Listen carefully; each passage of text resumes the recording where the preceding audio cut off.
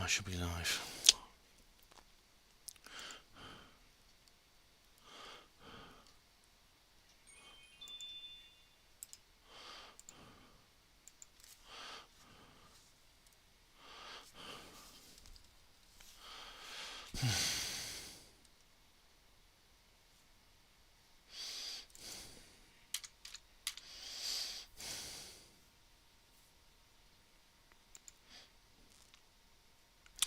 How good is my live stream?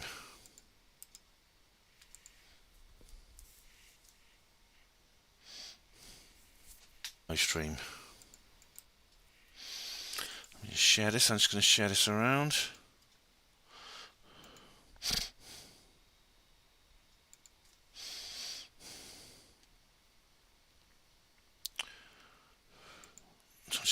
It's running slow again.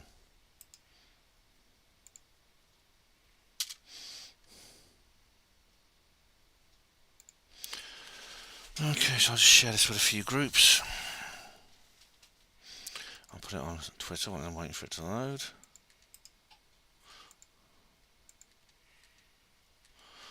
I'll just put hashtag Georgia Guide.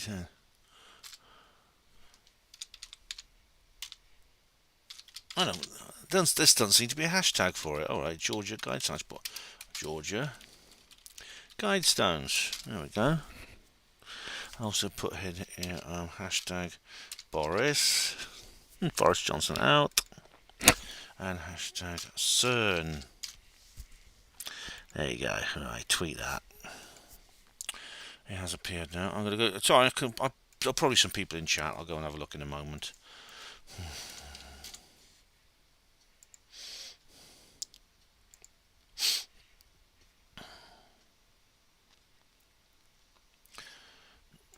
Okay. Bases.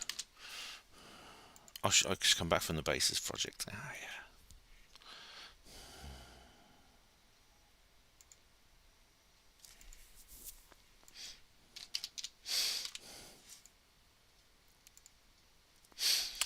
Okay, that's that sorted.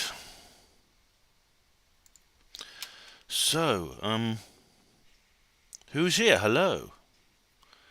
We have user 1, of course. Nothing as it seems. Bumbleina. Hello. I had a very good trip, thank you. Good evening, Scott McKenzie. Good evening, Rhiannon Jones. How you doing? Ian 108, Bernie Tucker, Glowtone, Israel Diego Rivera, Genius to the Real Genius. Stephen Truthseeker. Hello. And Martin Taylor, hi Ben. Tor Engen says, hi, English and American can be confusing, like I got pissed and shit in the closet. Hello, Neither Slice Matter. Yes, pissed means drunk in the UK. And Best Beds, hello, how are you? Just going to increase the magnification. And David Schultz, greetings, how the hell are you? Well, it's less helpful now. We've lost the demonic stones, isn't it? But there you go. That's a good start and step in the right direction. David Morale, hello. How are you? Let me show you. I've done a video reportage for the Basis project, and I went through my souvenirs and I forgot something. Hello, not my rabbit hole, Terry Joyce. Hi, Terry. I've not seen your video. I know you made a video about the Guidestones. I've not seen that. I've not seen them yet. I've not seen that yet, but I will watch that in due course. But look what I got here. I got this UFO Mega Conference. That was given to me by Bob Wood, the organizer. There we go. It's and I forgot to include that in my souvenir section of the upcoming video. Johnny Nigma, pray silence please. The Mayor of Brecon is in the house. Ben is burned from CERN in another universe. The Mandela effect told me to do it. No, it's nice, Matt. I'm not ignoring you. You said hello. I'm sorry if I missed your last comment. How would you do? I did say that, I think. Hello, Clopite. How are you? Hope you're doing well. I'm not ignoring you, no. Right, guys. I'll just go through your. I think I'll go through the comment section on the notice before I forget. Here we go. That's the first thing I've got to do. Bernie Tucker, good evening. Oh, I think I said Bernie Tucker. Okay, right.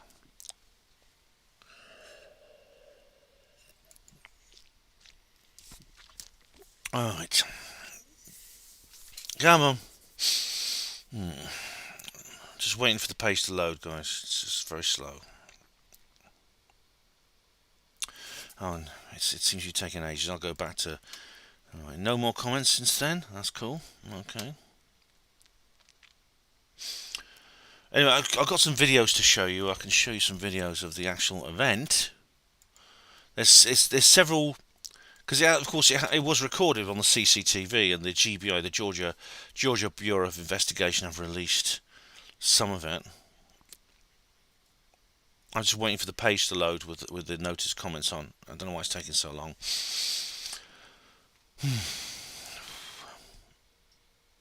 While we're waiting for that, I'll show you the videos. There we go. There we go. Right.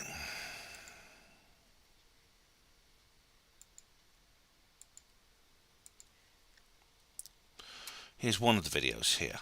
Okay.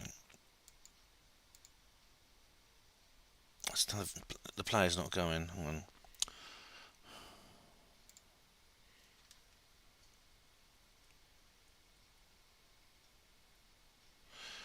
Alright, there we go. Right, okay, the page is loaded with the comments. Okay, right, so let's go through these comments. I pinned my comment here. Sorry, the live stream won't be till Monday, because I'll be away on tour then, and I was. God, all the cocaine I was taking, you wouldn't believe it. Rick Horden says, have an excellent time, Ben, and good luck with your presentations. I will try to get to the next one. Looks like an absolutely great weekend. It was, Rick. I've done a video reportage, which I haven't yet uploaded, but I will do. Mark Porritt says, excuse me, you could say that again, Ben. There really is so much going on in the world, yes. And all these events, the day after the restart of the LHC, can't be coincidence, can it? Love you, Ben. Can't wait for your next live stream. I know what you mean, Mark. It was just... we're going to cover the Large Hadron Collider too. Josh Miller, I'm surprised it took this long. So am I, Josh. I mean, it's suffered a lot of vandalism already in terms of graffiti and stuff.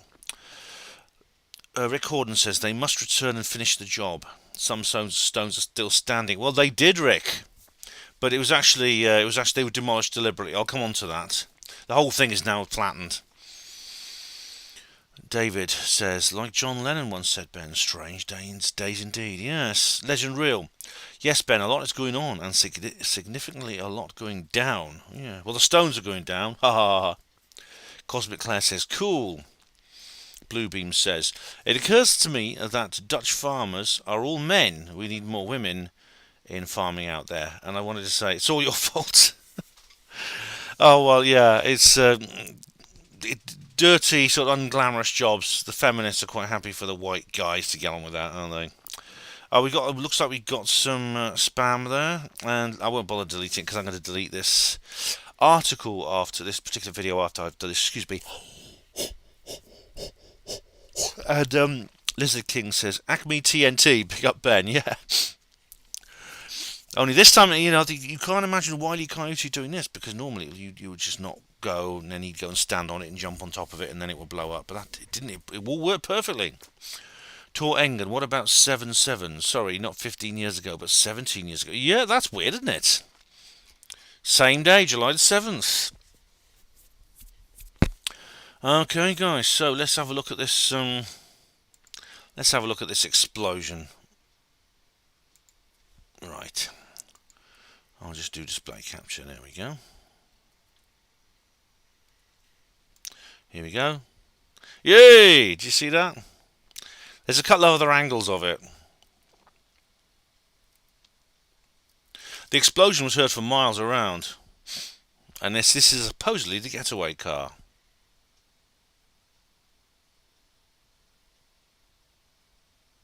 Oh, there's a video showing the bomb being placed. Someone has actually been there. We go. Whoa, yeah. I'll show you another angle on it in a minute.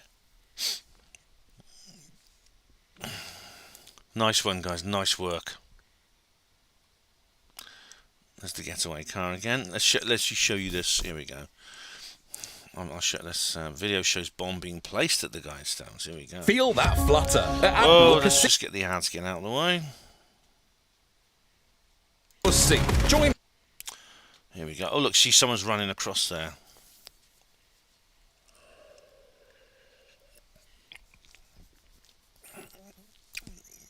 Is that an alien? And then they run away. They must have attached. I mean, how long does it take to? I think it's more than one person there. I think. Looks like it's two people. I think it could be the frame rate of the video, but it looks like two people. And then and then you see the thing exploding. It's getting blown up. Right.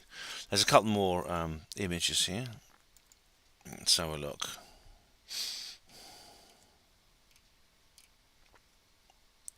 Yeah, here we go. This is it. Also new tonight, we have our first look at the explosion at the Georgia Guidestones. The GBI just releasing this video hours ago, and you can see there is a bright flash, and then part of the structure explodes. The Guidestones are in Elbert County and were built back in 1979, but no one knows who put them up. This next video shows what the GBI has identified now as a car leaving the area. Some people claim it might be a flash of lightning. Some people say the floodlight on brightens slightly. That could be an effect of the blast on the camera. Some people claimed it's a directed energy weapon. It actually looks to me like a conventional explosion. It looks to me like a pipe bomb or stick of dynamite or something else like that. Oh no, this is interesting. No time capsule was found underneath. Yeah, they've always claimed there was a time capsule underneath it, but it's, here we go. Now to this bizarre story surrounding the destruction of the Georgia Guidestones. We've been on this since the obscure tourist attraction was damaged by an explosion less than a week ago. But today, we have officially debunked a long-standing urban legend tied to those markers. The Guidestones in Elbert County were the target of a bomb, which was set last Wednesday. You see the explosion there? The damage proved to be so extensive that the entire site was dismantled. Now, one of the long-standing legends tied to the Guidestones, since they went up roughly 40 years ago, was that they served as a marker for a time capsule buried underneath the granite slabs. Today, we learned from the Elbert County Sheriff's Office that the whole area was excavated, but no time capsule was found. The search remains active for who was behind last week's explosion. Well, whoever they are, if you're watching, I mean, I'd love to shake you by the hand. I really would. If you're watching this, you did this. Well done, man. Well done. Fantastic work. Okay, so let's just watch them being knocked down now. Where's the demolition? Here we go. I've found a really good demolition. And funnily enough, the whole demolition is not. So you can only see the first two. What happened was one of the panels was completely disintegrated by the explosion, but the entire monument was actually damaged. The other panels were cracked and were knocked skew-whiff. So the GBI decided to demolish the entire thing for safety's sake. Just because people go around there and there's a risk that things might fall over, so they decided to knock them down. Here we go. Look, here we go. Crash.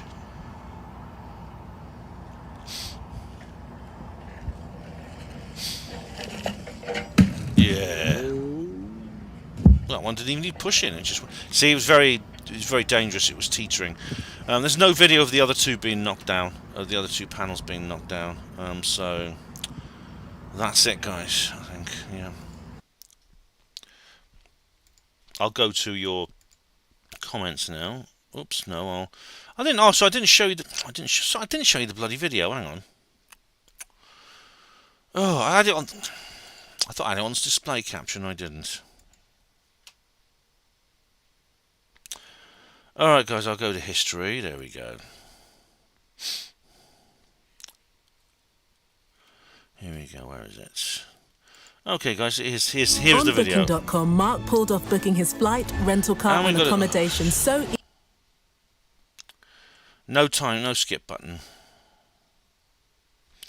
That's annoying. Here we go. Right. Crash.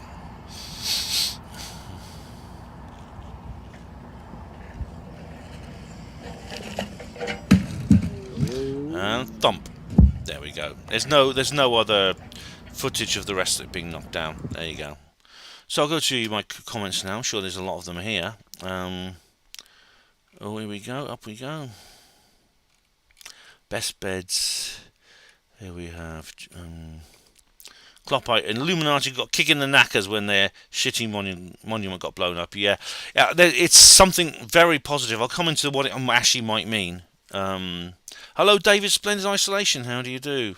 Poor prep, says Nihilist. I think they did a good job. Gary Robinson, greetings. Tessa111. Phew, finally got here. Well done, Tessa. I'm glad you're here. Good to see Rick Gordon. Hi, Ben. Good to see you back in one piece. Thank you very much. Clifton James Kelly. God's grace is what happened to that demon stone. However you define that, Clifton, I think yes. I think it's there's something very out of.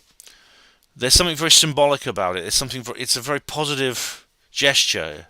Even though people say, what effect does this have on the world? Doesn't really mean much, does it? Well, we'll see. Anyway, Gary Robinson says, I'm a little out of touch with this, but are we saying the stones have been taken down? Yes, I'll explain everything, Gary. Yeah, I will.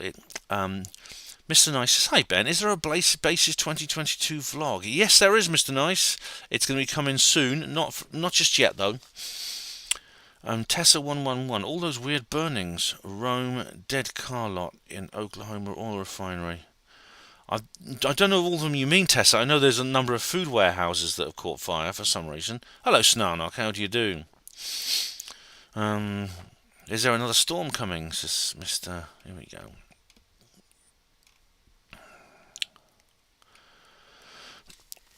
Yes, they've seen another storm coming. It could be, yeah. I mean, we'll talk a little bit more about what it actually means in a minute. Nihilist says we need more trans female farmers of colour. They're the best and strongest farmers. Oh, yeah. David says, yes, a bloke was seen running away. Yes, they've got a car and they've got the people who did it. But it's a very, very... you can't see them very clearly on the CCTV. Excuse me. You can't see them very clearly on the CCTV, but yeah, you can. It's there. And... explosion at 3:33. Oh, that's interesting, Diego Vera. Yes, it was 3:33 a.m., I believe. Good evening, Angel Breath. Tessa says Dr. Joseph Farrell posits that the explosives were put in the monument. It's all building. At its building. It's a bit tricky to put explosives into something 42 years and then just leave them as they are, without the risk they might detonate accidentally or they might degrade and not work. Someone might set them off accidentally. I haven't seen what Dr. Farrell has said, but seems a bit dubious. Stephen says the car proves nothing. Well, it could just be someone who was parking up at the time, have a wee in the bushes or something. Excuse me. I'm going to be yawning a lot tonight, guys. Sorry, I've had a hell of a weekend. Mr. Nice, the explosion was just the elite deleting their text message. Well... could be more likely somebody else snatching their phone and smashing it on the ground. David said, if they tried this at Stonehenge, the stones would have shrugged it off with an A. Oh, they're a lot more robust, Stonehenge. I mean, parts of Stonehenge have been demolished and broken up, sadly. Gary Robinson, the irony being that taxpayers' money will be used to rebuild them. I hope they're never rebuilt. I hope they're not. There was actually a privately funded enterprise to create the stones. I'll tell you more about the history of the stones in a minute, but I can't imagine them being rebuilt by taxpayers' money. If whoever created them, this R.C. Christian person and his organisation, want to build new ones, they'll have to go through the process again. Classic cars of Harrogate is spotted. RPG from behind. Oh, that's a rocket-propelled grenade. I don't know if it's possible to demolish stones with one of those. It could be. It was something they shot. A projectile. Nihilist Size Matter. Has anyone watched the Monument Mythos on YouTube? No, I haven't seen that yet, Nihilist. Tessa. Those things were marble. A stick of dynamite wouldn't have touched much. They're granite, actually, Tessa. It was actually granite. granite masons, and that when I say masons, I don't mean Freemasons, actual masons. A masons company was approached, and they did it. That area has a big tradition in granite building, which is why I think the organisers chose Elbert County. Tor says it's strange they have any video of it when all situations that benefits the elite is none. You think that, yeah? Well, the thing is, like, they lost the CCTV on so many things, haven't they? 9/11, 7/7, etc. They've got CCTV for this. Now, it could be. It depends who's in charge of the whole process. If the white hats have actually, excuse me. If the white hats have taken over, then things will be different. But it could be that they haven't. I don't know exactly. Tor. User 1 said, "I did it." User 1, nice one. Clifton James Kelly says, "If it were a bomb or a missile, they wouldn't take down, but still be snooping." Well, you could say that they destroyed a crime scene, yeah. That's odd, actually. Yeah, it reminds me. And Stephen Truthseeker actually said here, getting rid of the evidence. Yeah, Mr. Nice says hashtag I did it. Oh, someone else is claiming. It reminds me a little bit actually of Diana in the 1998 in the tunnel. Excuse me. Or 97, whenever it was. The first thing the authorities in Paris did was bring the road sweepers in and completely get rid of every little fragment and sweep the tunnel clean with the brushes, which of course destroys evidence. It seems like they've done the same, you could say. They said it's for safety's reasons. They didn't want anyone hanging around and the things might fall down on top of them because the whole thing was damaged. Welcome, Cosmic Claire. How you doing? David says, "Fortunately, those disgusting things are now gone." Yeah. All right. Use the Brave browser for no ads, Ben. Best bets. I'll think about that. Yeah. Claire says it can't be removing the evidence because they have to signal their intentions. Unless someone good is in the process. Now, there's someone called Candice Taylor. Now, she is a politician who is running for Georgia governor at the moment. And she's she's quite a Trumpian figure, actually. And part of her manifesto of her campaign is to demolish the Guidestones. Now, in fact, a lot of people joking that she did it. It's like Candice Taylor did it. You can bet she's very pleased this has happened. And that if she takes power, you can bet she will issue. If someone is caught, she'll probably issue an official pardon for them if she's elected. Yeah, they have to signal their intentions. Now, it depends who did it, Claire. I mean, obviously, I don't think the elite did this. I don't think the bad guys did this because the stones are theirs. I don't think this was a false flag. Oh, Diego Rivera says Boris Johnson, 77th Prime Minister, 14th under Elizabeth, 7 plus 7 resigned, 7 Georgia. Guidestones fell 7-7, yeah. Oh, I'll show you something else quite amusing. Yeah, look. If you want to find the Georgia Guidestones, where are they? Sorry, the browser needs to reload. There we go, right.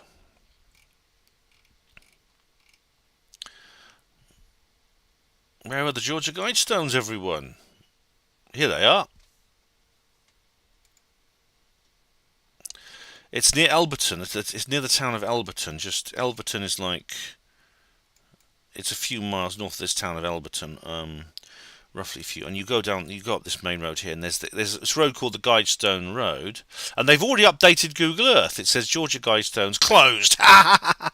And there it is. You see there. You see them. They haven't all been knocked flat at this point, but you can see the damage done here. You go to Street Views, and they've got old photographs of the stones upright here. You can see the stones there are actually not been knocked down. That's before the explosion.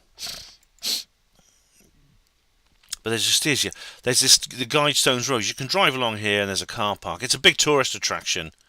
There you go. a lot of the local people are very upset about this because it is a tourist attraction, and they are like, it does bring some income to the local area. Rhiannon Jones says, is it not hypocritical to be endorsing the illegal blowing up of these stones if you also criticise people who destroy statues of historical figures? Doesn't this smack of it's okay when we do it? Yeah, maybe it does. Maybe it does. I have to think about that, Rhiannon. You made a good point.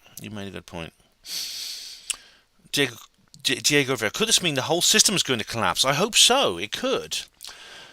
Oh, hang on. David says here, not really, Rhiannon, because they were actively advocating the erasure of 90% of the world's population, so there's a huge difference. You could put it that way, David, yeah. That is maybe mitigating circumstances. Scott McKenzie, it seems a well-planned job. Good on them. Yeah, I mean, they went in there. It was obviously the explosion was people who knew what they were doing.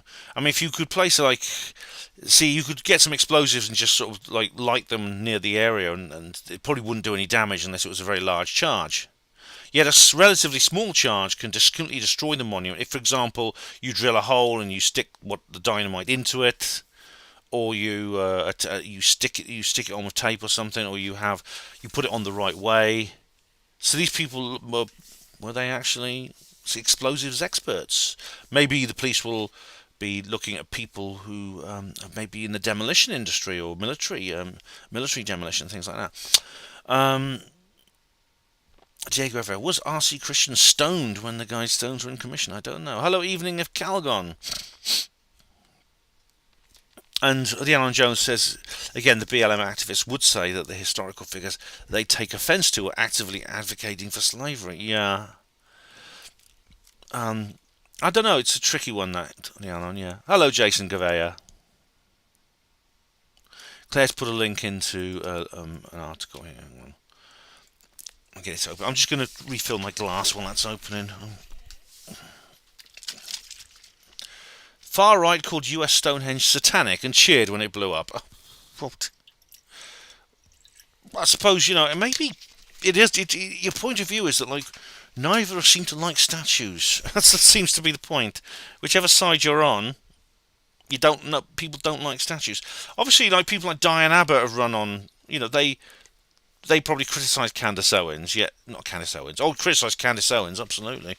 But criticises Candice Taylor, yet she, of course, would want statues of evil white men destroyed. Oh, there we go. This is unknown individuals caused the explosion. Yeah, they may well catch them at some point.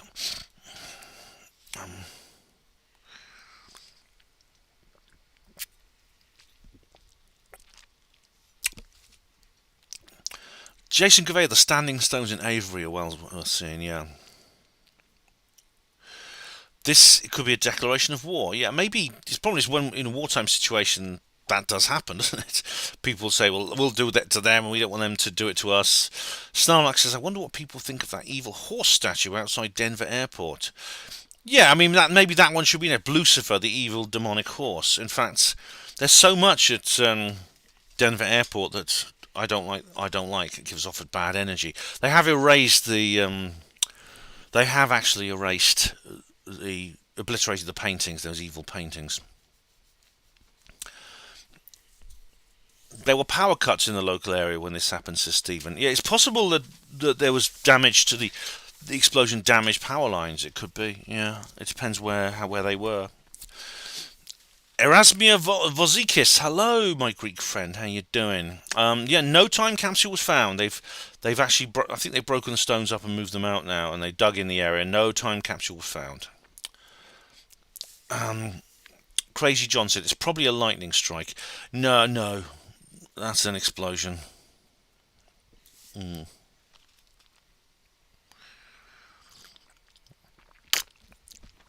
Tessa makes a good point. Were the explosives placed at a different time earlier, and the running man just had a match and lit the fuse at 3:33? Could be. Maybe they really did want the Guidestones destroyed at that auspicious time, 3:33. Diego Rivera's asked me about Boris. We're going to come on to that in a minute. Yeah. Andy Young, hello. How you doing, Andy? Good to hear from you again. Snarnox says there's the Morlock on a Bohemian Grove. Oh, that horrible owl thing, yeah. And Tessa says the Georgia Guidestones were not historical. They were built in the 80s. Yeah, they were actually put up. They actually unveiled in 1980. Yeah, or unveiled in, I think it was 1979. It started, and then they were put up. Jam Noise 72. Hello, Soul Sister. How you doing? Kimmy Panda 95. Hello. That's a good name, Kimmy Panda, 95XX. It feels like they do not want to catch the culprits. Maybe it saved the governor some cash. Well, Kimmy Panda, it could be there's a lot of people on the inside who actually like this. Jam Noise says, "Where's the CCTV footage of them setting up the explosive?" Good question. It doesn't seem like they have time. I mean, putting in a proper explosive charge to blow something up properly takes time. You got to. I think I knew someone you drill a hole. But Musketeer said you wouldn't need to set up an explosion like that. Well, several people have suggested that they used a rocket-propelled grenade or some kind of projectile, some kind of missile. Some people have said it's lightning. I don't think it was lightning. I don't know if a thunderstorm was reported in that area at the time. Alliance of Calgon. Let's hope whoever did it wasn't wearing two left shoes. No, would they be easy to trace then, I suppose? Jock of Ages, hello. Well done for making it, mate. Tom Engen. They could also remove the apocalypse monster outside the UN building. Or what about that horrible thing they've got outside CERN? Yeah. It had to be someone who knows how to handle explosives. Yeah. It takes skill to do something like that. So that'll probably narrow down the list of suspects. Claire says, I saw this on Facebook. They were meant to stand as guidestones for the remaining population after 6.5 billion of us were depopulated. Yeah, they were destroyed, and it's fantastic. Yes. Andy Young, I hope your show's going all right. And the same. Yeah, I'm not doing too badly, mate. I am. Jam Noise, if the CCTV is always running, then they will stop the people doing it at the time.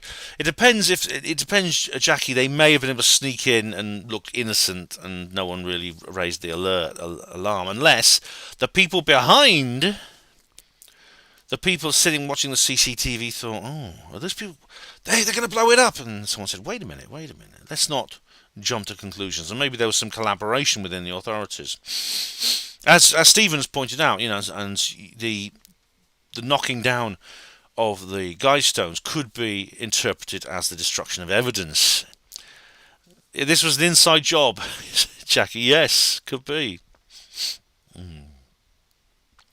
But the evidence was destroyed. Well, maybe Rhiannon's got a point. Do we necessarily want these things?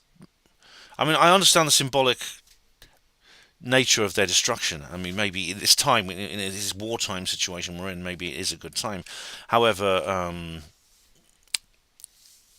maybe we don't want to remove these things. I mean, I'm against the destruction of the statues in Bristol. I think the Rhodes statue here in Oxford should be left up. And there's massive campaigns to remove it. Musketeer says, wow, Ben managed to finally read out my 5th comment after ignoring my 4 previous ones. I didn't. I've read out every one of your comments, Musketeer. I think I've read out all the comments. Rocket, grenades, experts in explosives, all rubbish. A simple weed killer bomb planted seconds before would have done that. Oh, well, maybe that's true. But you'd still need to know how to make one. So it would either be someone who knows that already or someone who's researched it. In other words, maybe bought books, bought the anarchist cookbook or whatever it was. Yeah. Jock of Ages, they actually do. This is an important point. Yeah, they do actually have some of the Berlin Wall remaining. It hasn't all been demolished. Some has been left with for posterity, and maybe we should leave things like the Georgia Guidestones for posterity. Yeah. Hello, Trevor. Social Dilemma. How you doing? Alliance of Calgary. Oh, Andy, feel free to post a link to your show if you want. Claire will prove it for you. I'm just going to go to some background now for you, and tell you a bit more about the Georgia Guidestones. They were 19. They were very, very large. Like the slabs were 19 feet 3 inches high. There were 6 granite slabs in all, weighing a total of 237,000 pounds. Even though it's called America's Stonehenge, it was a modern construction. The building began in 1979, and the structure was unveiled in 1980. So yeah, construction. Here we go. In June 1979. Let's go through this properly. Stonehenge, of course, is ancient. It's from the Neolithic age. In June 1979, a man approached Elberton Granite Finishing Company on behalf of a small group of loyal Americans, and he called himself Robert C. Christian. However, that's not his real name. He provided all the money, presumably in a leather briefcase. He opened it up, and there you go. And there's cash, there's rows of cash in it, something like that. Christian explained that the stones would function as a compass, calendar, and clock, and should be capable of withstanding catastrophic events. Yeah, unless it's some guy with a weed killer bomb, eh? The man reportedly used the pseudonym as a reference to his Christian religion. Some people say R.C. Christian is Rosicrucian. Christian said he wanted a granite monument that could rival the British Neolithic monuments. He actually visited these and was inspired. He said that even though it was impressive, Stonehenge had no message to communicate. Well, Maria Wheatley disagrees with that, but anyway, the leader of the Elberton Granite Company believed that Christian was a nut and tried to talk him out of it by providing a price quote for the commission that was way too high. However, to his surprise, Christian simply accepted the quote. No haggling. Christian paid and claimed that the group had been planning the Guidestones for 20 years and provided a scale model of them to help the architects. The location was chosen because there was a lot of local granite. As I said, there's a tradition in that area. The weather would be ideal. It's quite pleasant weather in Georgia. It's considered to be the equivalent of $373,000. Christian delivered a scale model and 10 pages of specification. A 5-acre site was purchased from a local farm owner, and the owner was given a lifetime cattle grazing rights on the stone site.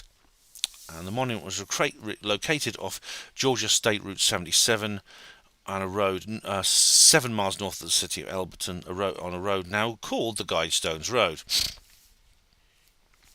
On March the 22nd, 1980, the monument was unveiled by Congressman Doug Barnard before an audience between 200 and 300 people. At the unveiling, the Master of Ceremonies read a message to the audience. In order to avoid debate, we, the sponsors of the Georgia Guidestones, have a simple message for human beings now and for the future.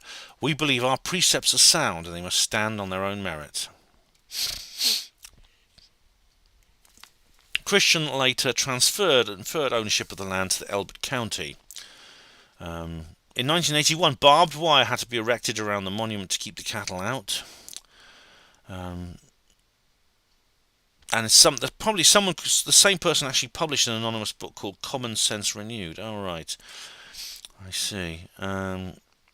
And it had 20,000 people visit the place regularly. There have been all kinds of people, both pro and anti the stones. There's been protesters.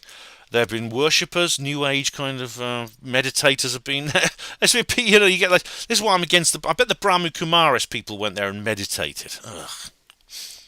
And people have been married there. There's been actual weddings there. And Yoko Ono loves it. Yeah, God, Yoko Ono. Dearie me. Someone actually claims they actually doxed R.C. Christian in the end. Where is it? Yeah. He was 70. Where was it now? There was something called Dark Clouds Over Elberton, the true story of the Georgia Guidestones. And they interviewed a banker involved in the financial arrangements for the monument who knew R.C. Christian's identity, and apparently he blew the whistle on him. They got some of his letters and his address and things like that, and he said, in fact, there was a letter dated to 1998 in which Christian wrote that he was then 78 years old. So they knew how old he was. And they turned out that the book as well, they looked into the book, they went into the publisher of the Common Sense Renewed book and found the man's name was Robert Merriman, and Mr. Merriman had actually been written on the letters sent to R.C. Christian, so it looks like this guy Robert Merriman is R.C. Christian, although he died in 1992. Someone else has been identified too. Someone called Herbert Hinsey is also a member of the team.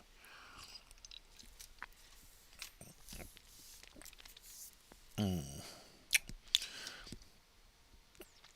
we go. Right. In 2008, there's been all kinds of graffiti. Polyurethane paint was sprayed in 2008 with the words "Death to the New World Order." Yes. Well done. Candace Taylor, a candidate in the 2022 Georgia Republican gubernatorial primary, said the Guidestones were satanic and said she would remove the monument. Right. And of course the rest is history. July the 6th, 2022, that's the 7th in GMT, an explosion occurred at the site, destroying the Swahili Hindi language slab. Yeah, I'll go into the inscriptions in a minute. Nearby residents reported and heard and felt explosions, and then there's the CCTV footage as well. Elbert County Sheriff's Office is investigating with the assistance of the Georgia Bureau of Investigation, and the GBI released a video. No arrests have been made up till now. Now, there's a message on there. There's several plaques and things around the monument. The monument itself, the uprights, are engraved with messages. There's a 10 commandments, 10 principles, guidelines as they're called, in 8 different languages. So there's 4 upright stones. Each one has a language, the 10 points in a particular language. Each language are English, Spanish, Swahili, which is it's a principal lingua franca of Central Africa, Hindi, Hebrew, Arabic, traditional Chinese, and Russian. The languages were chosen because they represented most of humanity, while Hebrew was chosen because of its connections to the Holy Land, Judaism, Christianity. And these are the inscriptions. Maintain humanity under 500 million people in perpetual balance with nature. So was it that now? Does this remind you of anything? Agenda 2030, why population matters, things like that. David Attenborough, why most of the people in the world have to die. Well, how are you going to make? Well, how many people in the world at the moment? 6-7 billion. How are you going to reduce them to 500 million? Are you going to just say, well, could you have less children, please? Number 2, guide reproduction wisely, improving fitness and diversity. Sounds like eugenics to me, when in fact it's a definition of eugenics, where maybe licenses to have babies. And where people who are considered unworthy are not allowed to reproduce. And what is considered worthy and unworthy will be decided by, well, the people who don't like the likes of us. 3, unite humanity with a new living new language. Alright, so get rid of all the others then, do you? Number 4, rule passion, faith, tradition, and all things with tempered reason. Well, I don't have a problem with that. I don't have a problem with all these guidelines. For example, number 5, protect people and nations with fair laws and just courts. Well, we don't have that now, and it'd be nice to have that. Number 6, let all nations rule internally, resolving external disputes in a world court. Right, well, the world court, you see, could be something like the European Court of Human Rights. In fact, there is a world court. There's the European Court of Human Rights as well. The UN has its own judiciary. And, of course, what does the EHCR do? It interferes. It says, let all nations rule internally, yet these international legislatures dictate to nations and they force policies. This country is still under the jurisdiction of, is still a signatory of various treaties of the European Court of Human Rights. And these have not been repealed with Brexit, as Caroline Stephen points out. Number 7, avoid petty laws and useless officials. Well, that's all very well, but the world courts introduce petty laws, don't they? Number 8, balance personal rights and with social duties. That's fair enough. Number 9, prize truth, beauty and love, seeking harmony with the infinite. This is starting to sound like John Lennon's Imagine, isn't it? Number 10, be not a cancer on the earth, leave room for nature. Leave room for nature. That sentence, leave room for nature, is repeated for emphasis. Now, be not a cancer on the earth, that is almost a quote from a document in 1968 by the Club of Rome, its foundational document. As Sandy Adams has pointed out, they basically have said that, well, what are you going to do? How are we going to find some kind of enemy? Because at some point the Cold War is going to end. How they knew 20 years before it actually happened in 1968, I don't know. But they said the Cold War will end. The Red Menace will no longer be here. And I said, well, let's make humanity itself the enemy of humanity and the Earth. So we are our own enemies.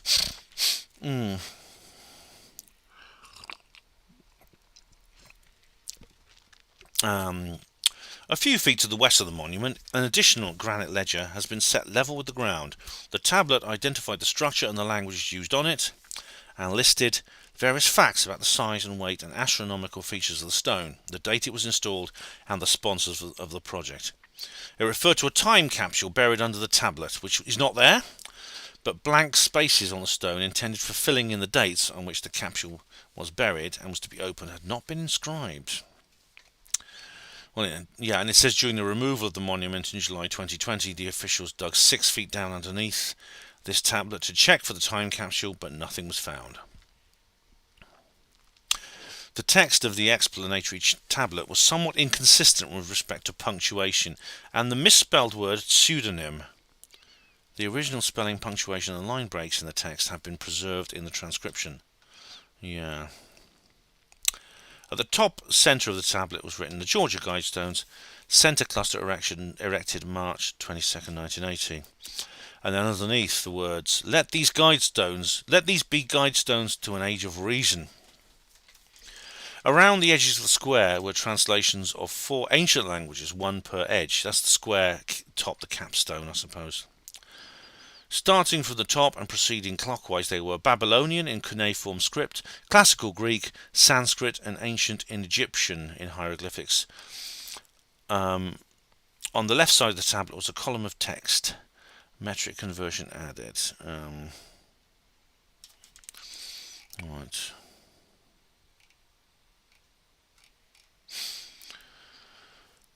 Yeah, so there's a lot of details here, and also there's actually there's sort of astronomical alignments with the sun and the stars as well, which you get with ancient monuments too.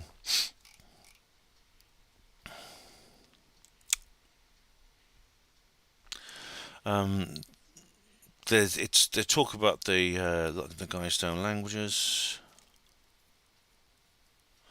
astronomical features. I won't go through that in detail. The Guidestones became a subject of interest for conspiracy theories. Yes. The 10 Commandments of the Antichrist, they've been called. Well, that says I'm all about that. Okay, I'm just going to go through the comments that have been left behind.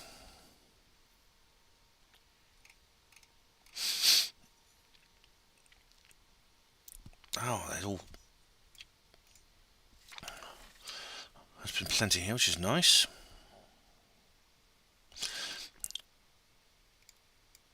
So have you, Trevor, have you done a video about this? I know Terry Joyce has. Have you done a video too?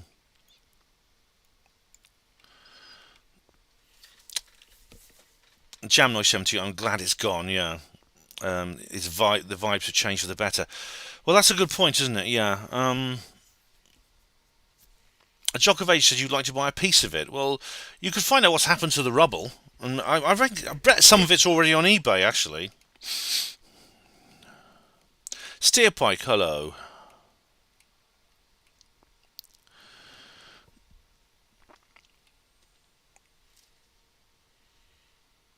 Wayne Turner, how do you know what really happened? I don't. All I'm going is what the evidence we see. Hello, Peaceful Warrior, how do you do? Hope is all well. Got it in mind to email you the UFO in Iraq. Okay, thanks very much. Terry Joy says now they will have to call it Blown Up Guidestones Road. Yeah. They'll probably keep the name Terry because roads often are about history. Road names are very interesting because they do reveal about things to do with the past. Tor Engen said the Georgia Guidestones was covered as one black square before it was unveiled. Was it covered with black? I know there was a ceremony when it was unveiled, March 1980. Tessa, I don't know when the barbed wire was removed. No. Hello, Jamie Howe. How do you do? Steerpike says, didn't they blow it up at 3:33 a.m.? I don't. Some people say 4 a.m. local time, which that would have been about 4 a.m. local time would have been about midday here. So probably about 10 a.m. to 10 a.m. here in Britain. Musketeer says, you laugh at the power of a weed killer bomb, but you are clueless on the subject. No, I'm making a joke, Musketeer. I'm making a joke. You'll find it in the dictionary under J. Social dilemma. What blew the stones up? Some kind of explosive, Trevor. It was, yeah. Jock of Asia, it's an important point. Were the stones somehow... So, were the CCTV cameras not working on purpose? That was probably happening with Sarah Everard, yeah. And Diego Vera brings up the subject of the fragments of them being shared as being sold as an antique. The rubble probably is already on eBay, or something. It could be something that resembles the rubble. Hello, Brian Clare. How do you do?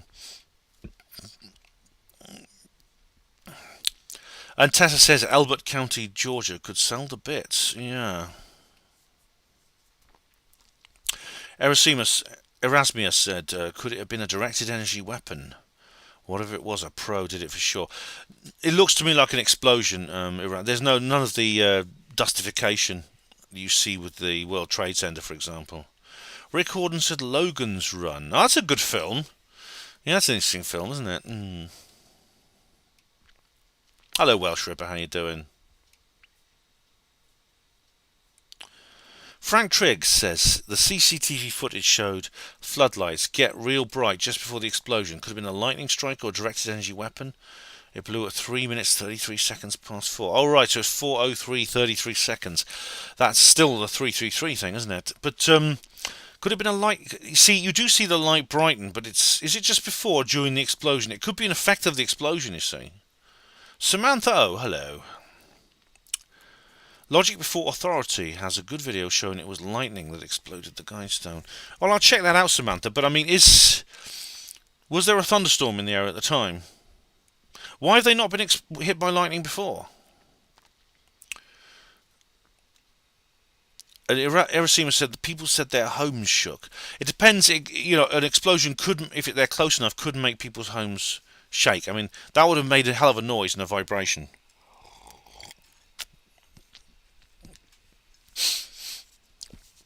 Steerpark says another 9/11, if you ask me. They have gunpowder on their hands this time. I don't see why the deep state would actually do this to themselves. I mean, there's no. You see, if it was a false flag, like 9/11, you'd have a whole group of people that have been caught and identified. They would probably be a bunch of tinfoil hatters like me. In fact, even I might even be nominated. I could be accused, or someone similar. Probably Mark Dice would get labelled, and they'd all be arrested, and there'd be a massive show trial with fake evidence and things like that. And everyone would go, "Aren't they horrible? Aren't these conspiracy theorists horrible?" But that hasn't happened. And Snarnock says here the sculpture who built Lucifer was crushed by it. Good to hear that those weird murals have been removed. Yes, that's right. The original sculpture for Lucifer was crushed in an accident when he was carving the monument or building the monument. Yeah, and the weird murals have gone. They've been obliterated because basically too many passengers were complaining. Jock of Ages sounds like the EU. Samantha says it was God. That's why they levelled it so fast. They don't want people to know. Well, Samantha, it does see. I must admit, it does sound to me like, as several people have said, the way they've knocked these things over, and I mean they've been broken up and removed. They've been digging down. I mean they've dug up. They've obviously dug the site up. They must have removed the other stones as well, including the flat stones, the explanatory tablet, and things like that. So it's probably the pieces have been smashed up and they've been taken away. It is the destruction of evidence. You saw that on 9/11. You saw that at Diana, as I said, the death of Princess Diana. Maybe there is something about this they don't want people to know. For what reason? For what reason, I don't know. The GBI, the Georgia Bureau of Investigation, I don't know who's behind them. Is it Q and Trump, or is it the bad guys? It could be that Q and Trump have got a hold of the GBI. It could be that. I mean, the prospective governor, Candice Taylor, sounds to me like very Trumpian. George Bernard Shaw, says Tor Engen, of the Fabian Society, talks about removing ones that are not useful for the elite. Stephen Truthseeker, Davros and the Daleks. I think you mean Davos, Stephen.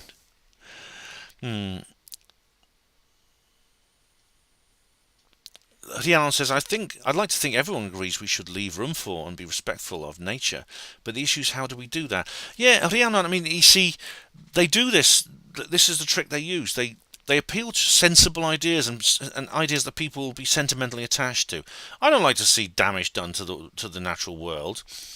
The problem is what's suggested right now, and people like Greta Thunberg are being used to promote essentially a global state of emergency which gives government complete powers to save the world by doing whatever they like to the people who've been designated by the Club of Rome, the enemies of the world, which is the human beings. So they have things like in 2030, they want everyone into these smart cities. Huge areas of the countryside basically depopulated. They've said they want huge areas of the countryside depopulated, and all the people living there be put into the megacities, which means, I mean, you yourself are a rural dweller. You might well be forced to move to the nearest smart city, which might be Swansea or Cardiff. Diego Rivera, keep humanity to a population of 500 billion. It's 500 million. Yeah, that's a very small proportion of what we have now. Funnily enough, Sandy Adams at Basis quoted a document which talked about the census of 2011 and said that, which was about 65 million people in Britain, and they made the prediction that by 2025 there will be 14 million people in Britain. How is that possible? How in 14 years, between 2011 and 2025, did the population of this country drop from 65 million to 14 million? That's scary. It's scary to contemplate, isn't it? Social Dilemma says, shameless promoting, but I made a 2-part series on my channel dealing with the Georgia Guidestones. No shame there, Trevor. You're very welcome to promote your channel here. Tessa, I wonder how much nature was removed when the stones were put up. Yeah, well, yeah, oh. Bernie Tucker says, Ben, you should have thousands of viewers on your brilliant videos. I spread the word about you. Keep up the good work, sir. Thank you, Bernie. Thank you very much. I appreciate that, don't I? Yeah. Okay. Starnox says, 22nd of March, 22.3. That's interesting, isn't it?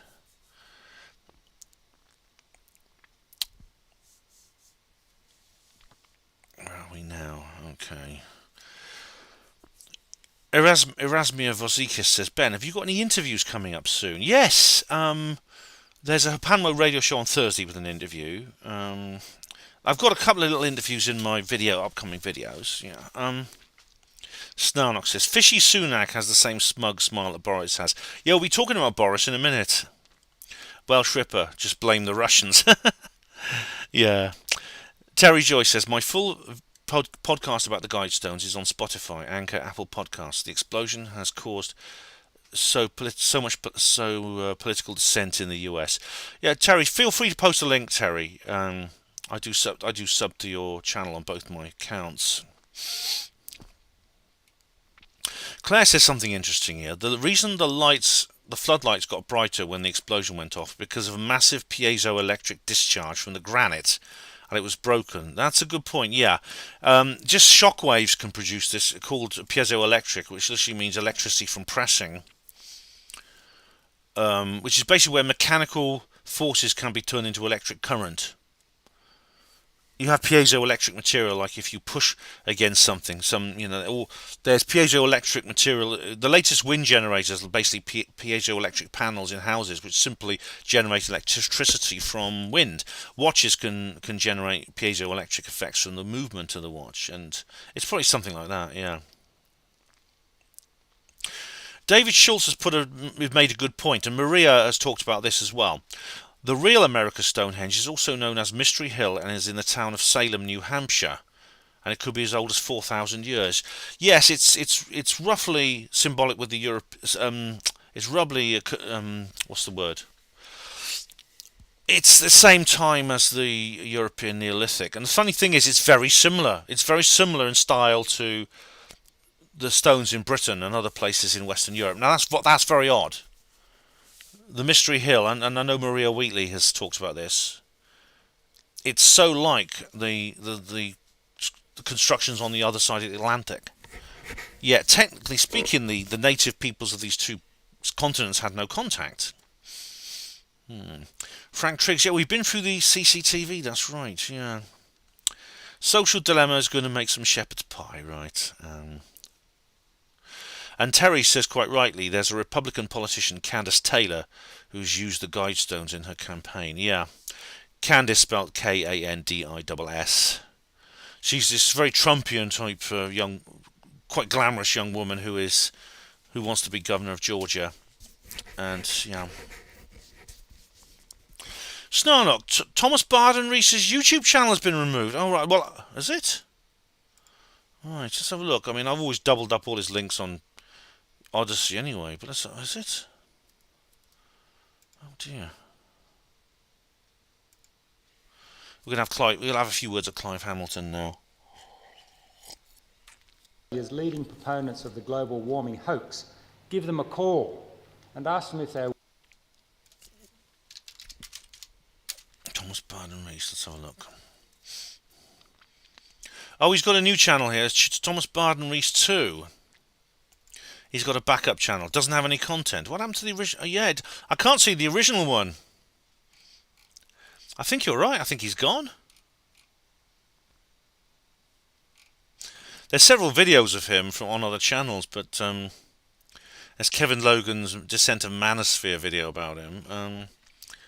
I think you're right. Yeah, Thomas has lost his YouTube.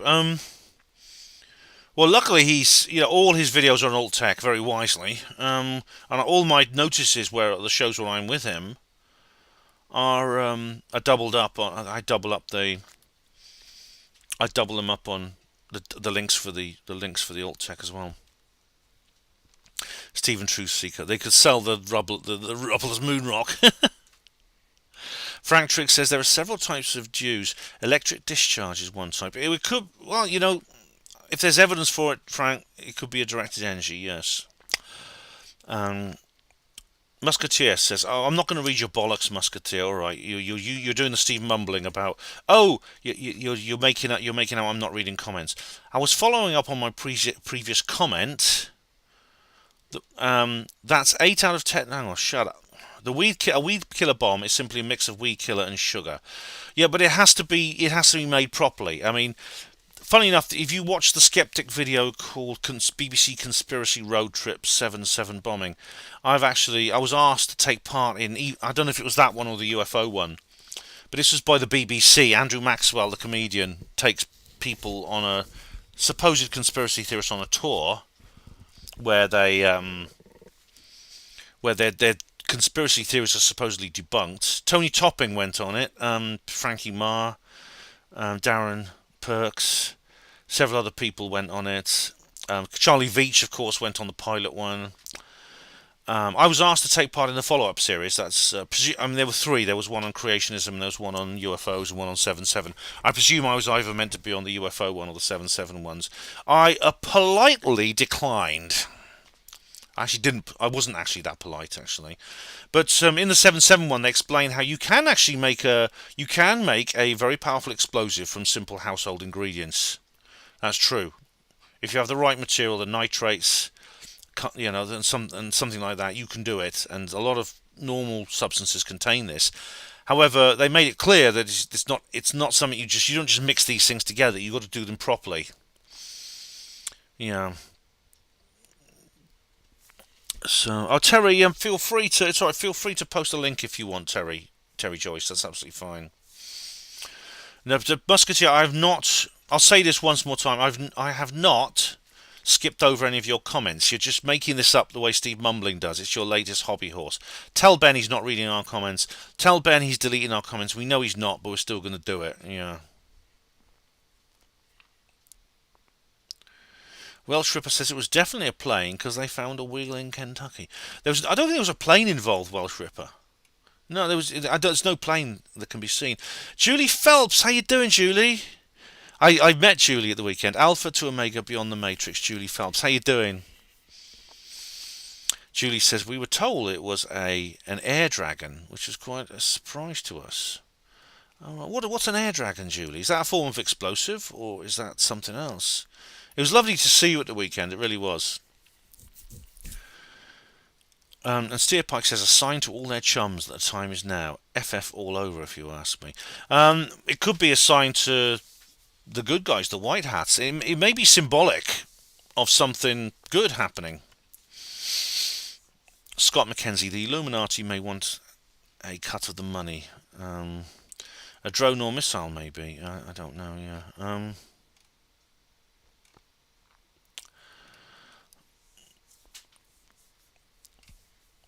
A time capsule. Yeah, the time capsule may have been removed. Yeah, it may have been actually buried originally, then removed. Yes. Snarnock, has Biden made any comments about the stones? Not to my knowledge. He may have stood up and said, I really don't like this demolition of a piece of American history.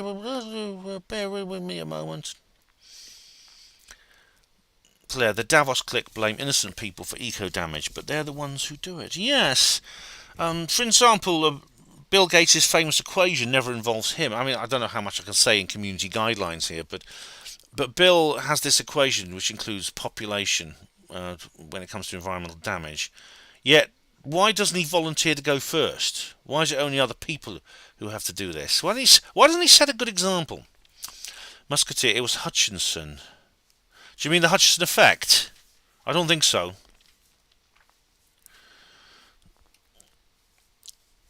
Rick Orden, if people can disappear, time capsules can disappear, yeah. Now, Frank Trigg says piezoelectric effect doesn't travel through the air. It's not electromagnetic. No, but the shockwave could have caused a piezoelectric effect on the workings of the wire of the light.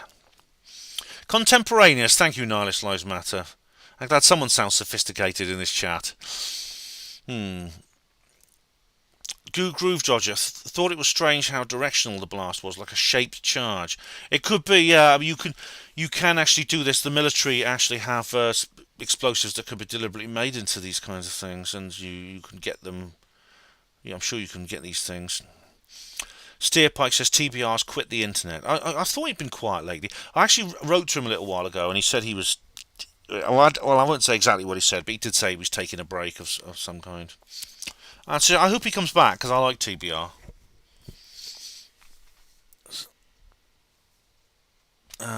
Boris has gone. It's Diane Abbott's time. Oh, right. Well, come on to that. We'll come on to Boris in a minute. Hang on. Jock of Age, doesn't something have to hit the piezo crystal to get a spark? A shockwave, though, it causes a physical effect. Tessa, Oklahoma City bombing used homemade. No, as it wasn't. No, Tessa. That was a controlled demolition of the building. Yeah, we're coming on to Boris, Diego Rivera. Hello, Brando. How are you doing? And Claire again thinks that looked like a shaped charge explosion. Yeah, it does seem that the effects seem to go in a single direction. That you get this massive you do get this massive cloud of fragments in a particular direction. Rishi Sunak. We'll come on to that. We'll come on to the whole thing now in a minute. Shall we? We'll come on to it in a minute to Boris and that and Rishi Sunak and everyone. Welsh Ripper, Ben, I was taking the piss. Oh, yeah, I know. All right, fair enough, Welsh Ripper. Toreg, diesel and fertilizer is not effective. Must be more plastic and constructive direction. That's it. Well, that's a question, isn't it, for someone who knows a lot about explosives? Musketeer, Ben, a weed killer bomb is easier to make than cake. The bomb on the 7/7 show was not a weed killer bomb. I've made the same comment 7 times. No, I haven't. I haven't made out any. I haven't ignored your comments. It doesn't really matter, Musketeer, right? Don't get too fixated on this one issue. I'm not saying it wasn't a weed killer bomb, all right?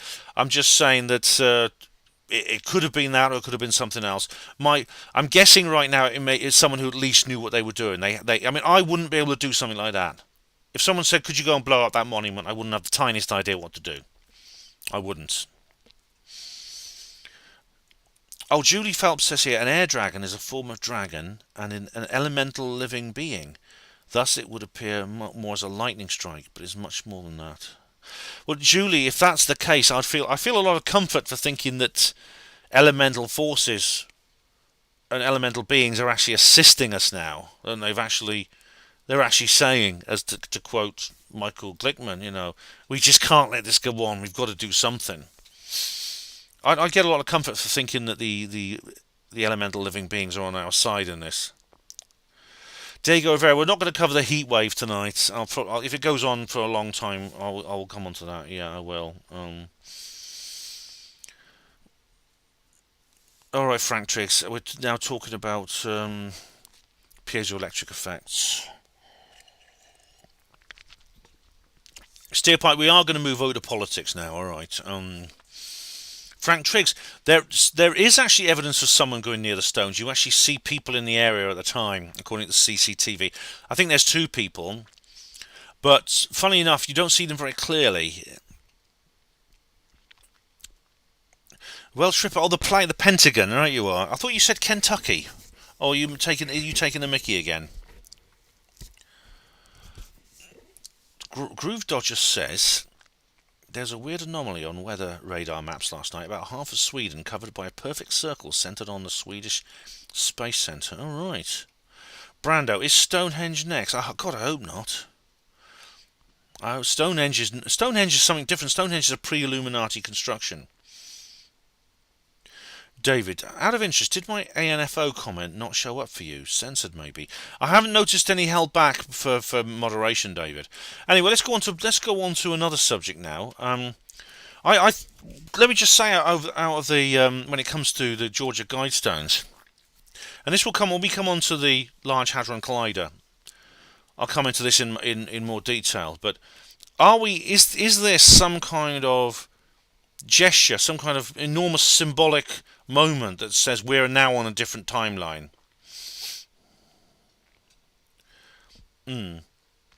Musketeer, yes, I did skip chemistry. In fact, I failed it. All right, but now, do you want to talk about a different subject? Because you're getting a bit fixated. You're getting rather morbidly fixated on this one issue.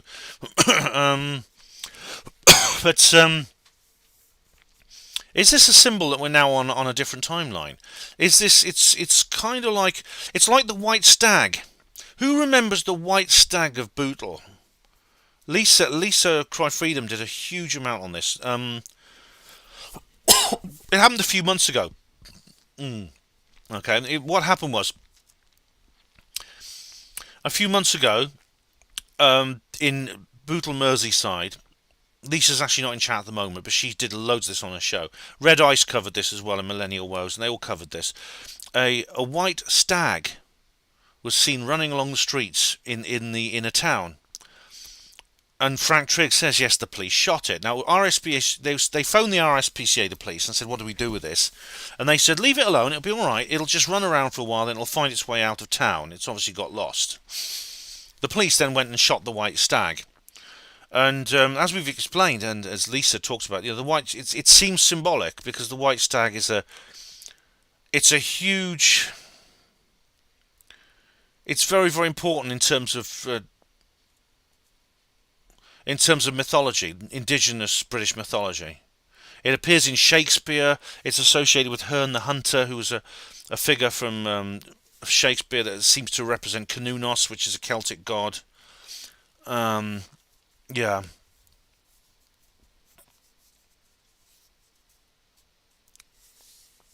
And Hrianon says, I sometimes might accidentally miss comments. Yes, maybe I do, Hrianon, but I'm definitely not. I'm not actually. I'm not doing it deliberately. I'm certainly not targeting specific people.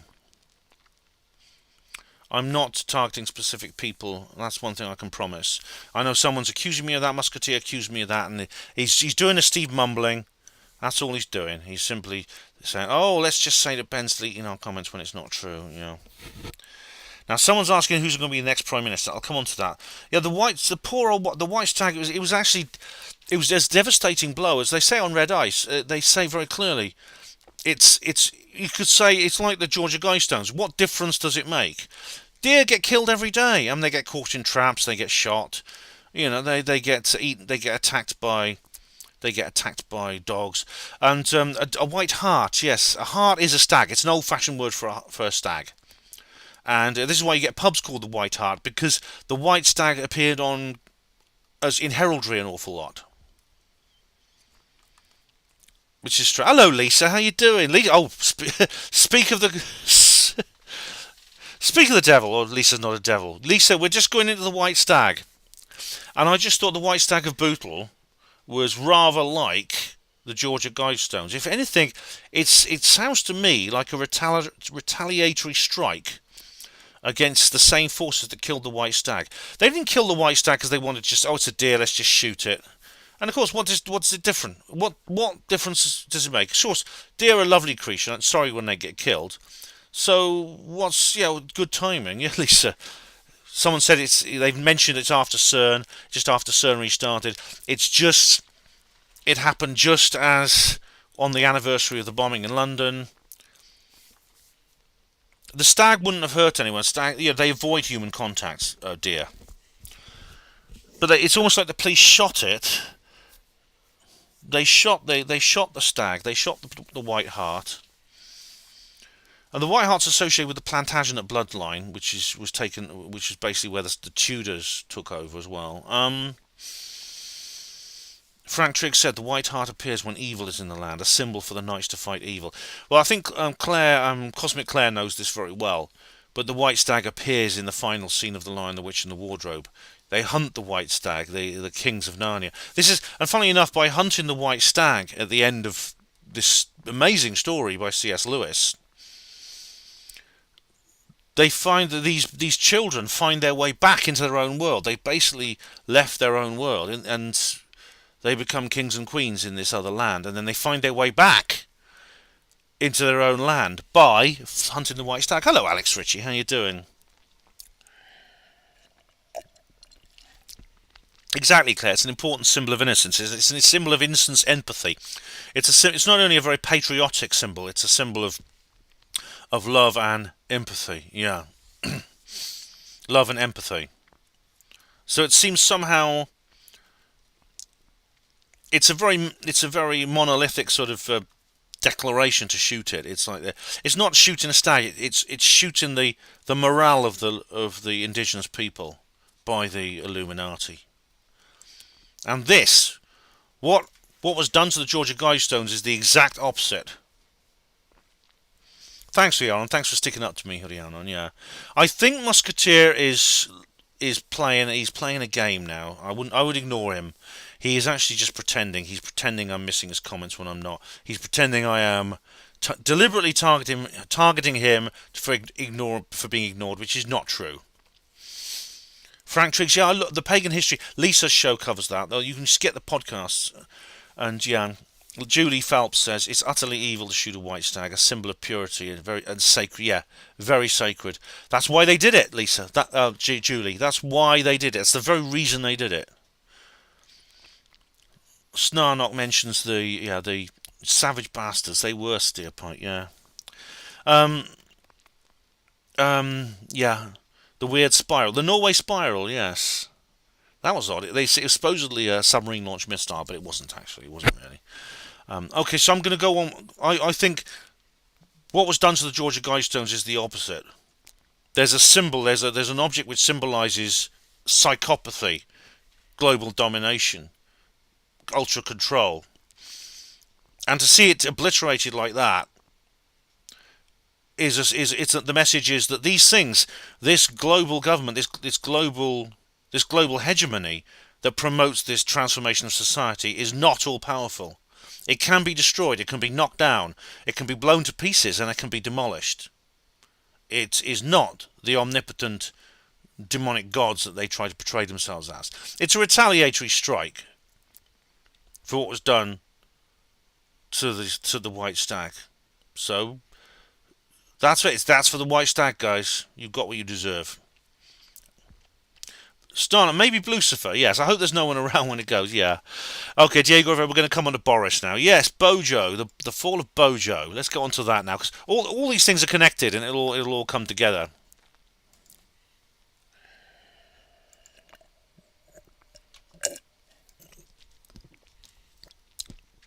What happened to old Boji? So long. Knobhead that he is. Yeah. As you know, I wrote about this on Hapanmo Voice, but I don't know how many of you read it, but of course you'll have heard about this regardless. There was a vote of no confidence in Boris, and he won it. He actually won. And I thought that wouldn't be the end of the matter, because votes of no confidence, prime ministers can win them and still lose. Theresa May won her vote of no confidence, and she won it by an even greater margin than Boris Johnson, yet she was also removed within a few months. And I thought it wouldn't be the end of the matter, and I was right. But things moved even faster than I expected, because then there was this wave of... Immediately what happened was, at the beginning of last week, there was a huge wave of resignations. 19 Conservative ministers resigned to begin with in the first wave, including 2 cabinet members, Sajid Javid, the Health Secretary, Rishi Sunak, the Chancellor of the Exchequer. And suddenly several non-parliamentary officers also quit. Bima Falami, who's the Tory vice chairman, he went too. And the reasons are cumulative. Of course, there was Partygate, the old lockdown frolics of Boris. Well, we were kissing our grandparents through window panes and going through enormous suffering. Boris was living it up in the private nightclubs he has in Downing Street with all his friends and his colleagues. And I know people are trying to justify this. They did this actually on podcast of the Lotus Eaters. I think one of them said, I think it was Josh, he said, oh, well, I don't care really, because all he's done is showed how stupid the rules are. Yeah, of course the lockdown rules were stupid. That's not the point. The point is that he was telling us we had to do it, and he wasn't. That's the point. But the real cherry on the cake, I think what really was the last straw on this, was when it was revealed that he had appointed one of his MPs to Deputy Chief Whip. Yeah, that's a very lots of jokes about that. The whip is simply an MP who's responsible for internal discipline, for making sure the party members support the government, that kind of thing. Well, this man was under police investigation for 2 alleged sexual assaults, and what doesn't help is his MP. His name is almost comically apt for such a criminal, Chris Pincher. So then the 1922 committee met. This is the backbench Tories, their organisation, where they can discuss things freely without the whips. And they decided that they may well organise more action against Boris Johnson. And what happened was there were more. Boris was basically doubling down. He had a cabinet reshuffle. Some people said that he's deliberately appointed people he knows that his successor will have to sack just out of sour grapes. But then he's received many visits from people just urging him to resign. He sort of tried to delay the inevitable, and he's gone, and has resigned. Now he's still technically Prime Minister. He's no longer Conservative leader, but he's technically Prime Minister. As soon as the Tories elect a new leader, that person will become Prime Minister automatically. Some people are saying he should just quit now and put the Deputy Prime Minister.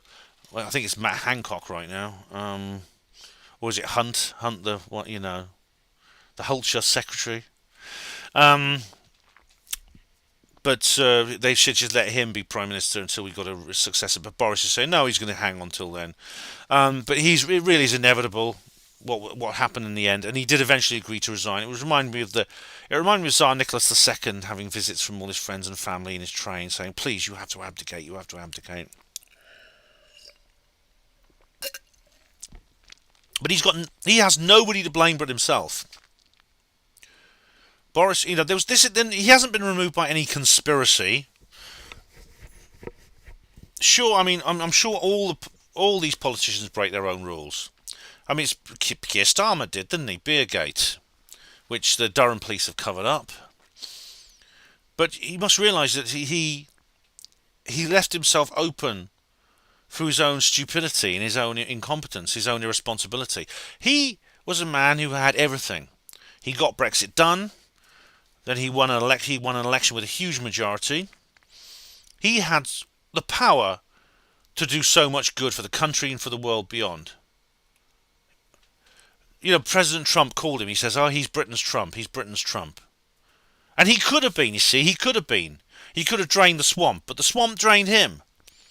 He merged almost seamlessly with the establishment. And he threw away everything he had. He threw it away for nothing. And I'm afraid he deserves this disgrace that he's suffering right now. Yeah. And now, what's going to happen next? Well,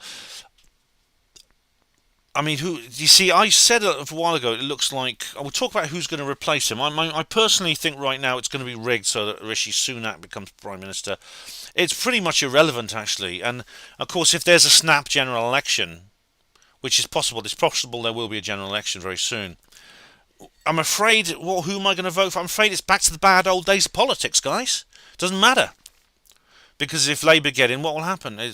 We now have a Conservative elite and a Labour elite, but once again singing from the same song sheet. The one that Boris picked it up and Boris had a populist mandate and he threw it away and he thought he'd pick up the establishment song sheet and start singing from it, thinking, God knows why. I'm going to read an article for you in a minute, but it doesn't matter. The country's facing a huge economic crash.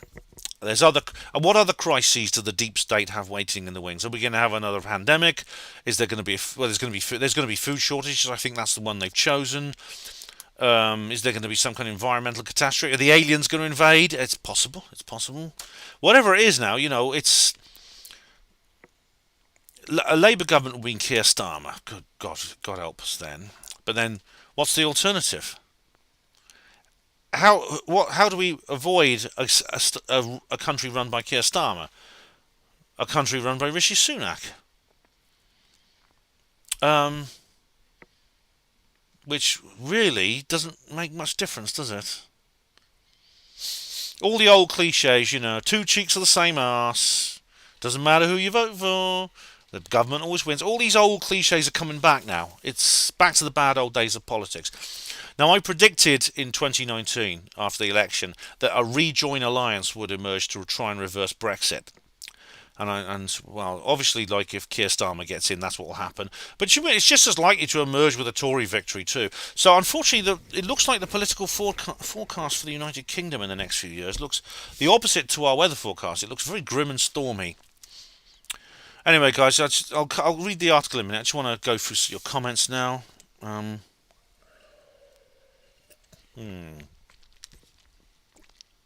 It's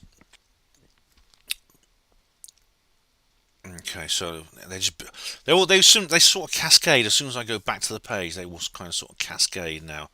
Okay, so I'll just go back up a little bit. Where are we now?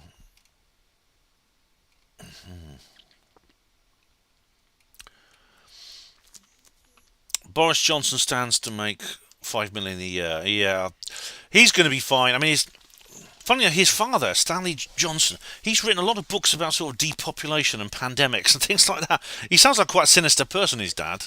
I know Miles has read one of his. Miles has read a Stanley Johnson book. Apparently, there's one about that very thing. So where are we now? Just trying to find the right place. Oh, David's shadow banned too, are you? Right.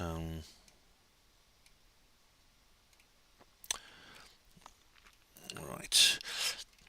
Yeah, I'm quite amused actually that the Google Earth have already updated. They've already updated Google Earth to show the Georgia Guidestones broken and destroyed. Yeah. Normally it takes them like most of those images on Google Earth are a couple of years old. Google Earth and Google Street. They're a couple of years old, but there's things on Google Earth I see as building sites which are now completed buildings, like the venue for the Blackpool Expo. But they've already updated it to show the demolished. It says Georgia Guidestones closed. Yeah. Hello, Nocturnal Frequency Radio. How you doing, guys? You okay? It's yeah, Alex and Steve. How you getting on, guys? Lisa, times have changed, much needed. Pain, but eventually gain. Yeah, and you know, Lisa, I think what happened the other day with those is a gain. It may just be symbolic, but sometimes, as I was saying, Lisa, symbolic things are sometimes even more important than anything else. Like the shooting of the white stag. You know, no extra pensioner was put out on the street when that happened, but the forces which put pensioners out on the streets is tied up. It's all bound up within that symbol and what was done to it. Yeah. We'll go through who about the whole election campaign now. I'll tell you, Maya 2C's been covering it very well. Tony Phillips, how do you do? Hopefully the UK can do a Sri Lanka before the October utility bill's right. What has Sri Lanka done, Tony? Snarlock. Apparently the library at Westminster is full of books on Freemasonry and the occult. Oh, surprise, surprise! Yes, I'm surprised. I'm surprised Norman Tebbit returned them to the library when he left. Eamon Pachima, we're supposed to be outraged by Partygate. We wouldn't have heard it otherwise. It's all panto.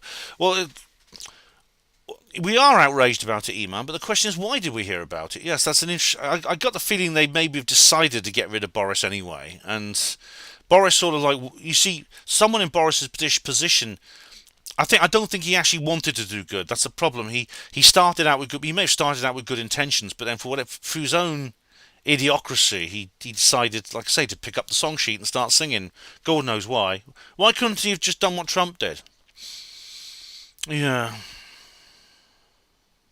And that horrible scene where he's sort of like dirty dancing with that woman with the lightsaber, the Star Wars lightsaber. And that's just, he looks like a bloody fool.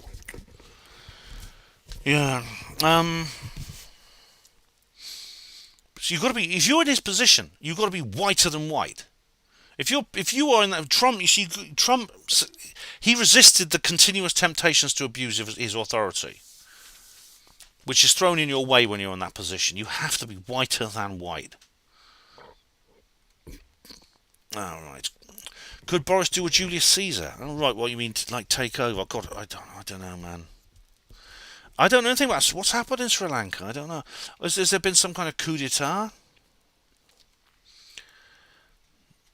Nocturnal frequency. I wish Trudeau would resign already. Yeah, I mean, community guidelines. Just do what you normally do with traitors who take power. You said 'twas 7-7. Yeah, 7-11.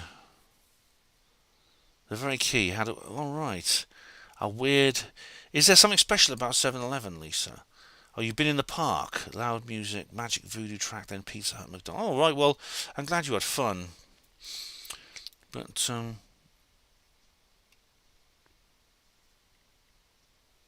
this is what's, yeah, Claire. Boris was set up with the pandemic only 3 months after he won a major majority. Just a coincidence, of course.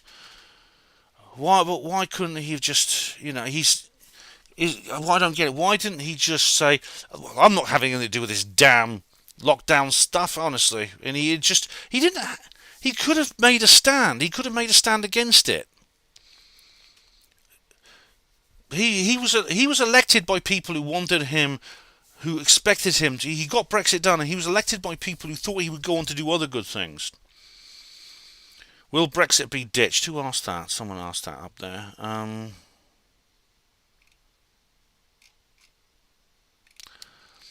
Will Brexit be ditched? Diego Rivera, quite possibly. Yeah, Groove Dodger. I'll never forgive politicians of both sides for what they've done to us. No, me neither. Rick Horden, Sunak is Klaus's boy. Well, yeah, Rishi Sunak is always... Do you know what? Funny thing about Rishi Sunak, he's been caught out already planning this. He set up a website called rishi4pm.org. And he's made a video, he's made like a promotional video saying how he would make a really, really good Prime Minister.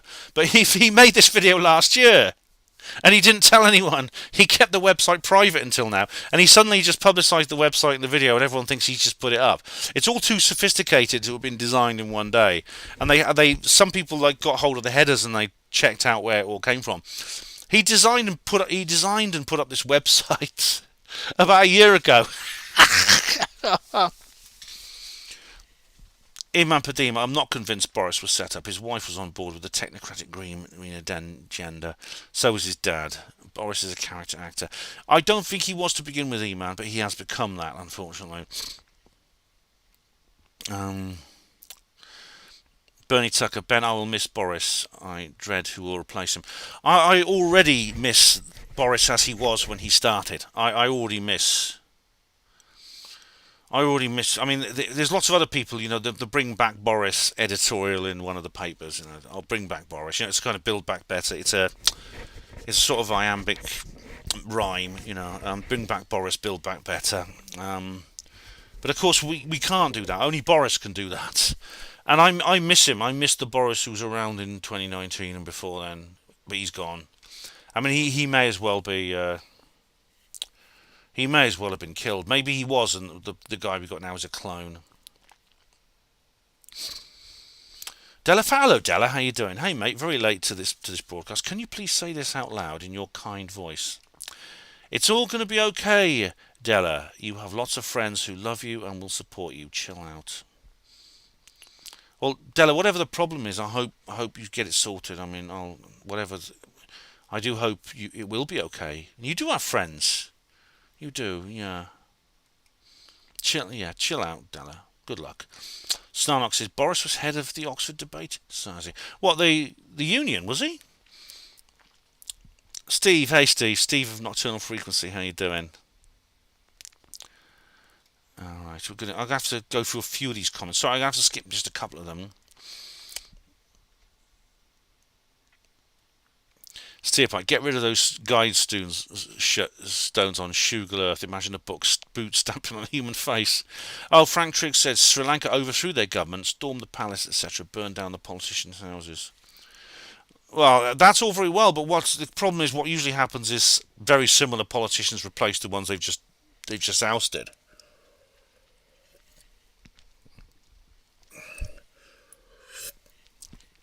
Well, Shripper makes an important point here. How many children has Boris got? Wikipedia seems a bit unsure of how many kids he's got.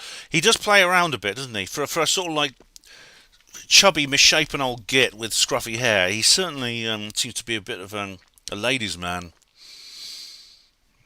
Look on the bright side, guys. If he can do it, any of us can. Claire says here, you said here something very good. What was it? Claire said he's weak and gave in to pressure from all sides when he should have stood up for what he knew was right. Yeah, exactly. He just literally I think he just cucked. I mean, I think he meant well, but he didn't have the strength. He had good intentions that didn't have the strength. And it could be, Claire, they do have things on him. I mean, some of these children might have been fathered in, shall we say, semi-legitimate ways. It's possible there are photographs that could be sent to Carrie, or even to the police. Hello, number one Flan, how you doing?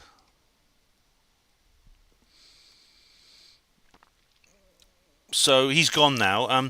Now there's going to be I'll come on to the election. There's going to be to replacements. Now Maya Tusi's been covering this in detail. Ben for PM, says number one fan. Yeah, I was joking with Gloria Moss about this because she did this thing about psychology and profiles, and my Myers-Briggs profile is ENFJ, which would apparently make me the perfect politician. Now, when it comes to Myers-Briggs, I don't know how many of you have done a Myers-Briggs personality test. It consists of 4 letters. Now, the NF in the middle, the second and third letter. A lot of people in conspiratorial circles have NF as their factor in their inventory, and a lot of people have P as the 4th letter. Now I have J, so I'm an anomaly there, but a lot of people in the truth movement have P.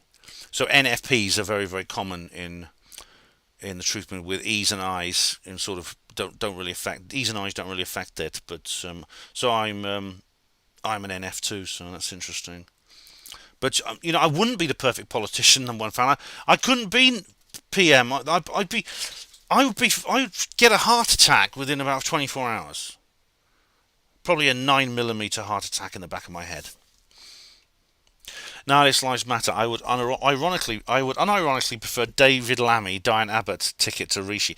Oh, we're going to come on to Diane Abbott and David Lammy, because I think they've had their nose put out of joint. I'll come on to that in a minute. They really will. Let's go back a little bit.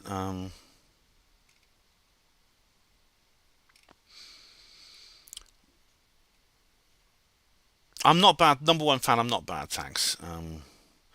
Right. So I hope I haven't skipped anyone's comment. If I have, it's not a particular person. All right. I'm not singling out certain people to skip comments of. Someone says here, what are your thoughts on New York getting a nuclear PSA on all TVs and radio? What's a PSA? I presume. Is Ukraine going to be used for a stage musical with all our favourite actors? Probably Zelensky could star in it himself. Lisa says, Jeanette Archer talking outside Windsor Castle last year. Oh, my God. Yeah. Man, I was sick of Boris's upper-class buffoon act. He had a human side to him, I must say. I didn't mind that as much. I mean, I know a lot of people thought it wasn't real. They said even his hairstyle was fake. I don't think it was. I think it was not. But get BoJo back on. Have I got news for you? But of course, I think he changed. And I'm going down a bit. Nigel Farage. Get Nigel Farage on. Yeah. And Della says the Sri Lankan presidents are mostly related, like Dallas or Dynasty. They are, aren't they? Yeah. H, how do you do? Stop playing along with this party political facade. It's an absolute joke. It matters not who is in charge. The same outcome will be the same. Whole system needs to be brought down. Well, H, the whole system will be brought down. But, a few years ago I would have disagreed with you, but not now. The state of the political landscape right now is an absolute joke. I think if there's a general election now, it'll have a record low turnout. Hardly anyone's going to bother voting.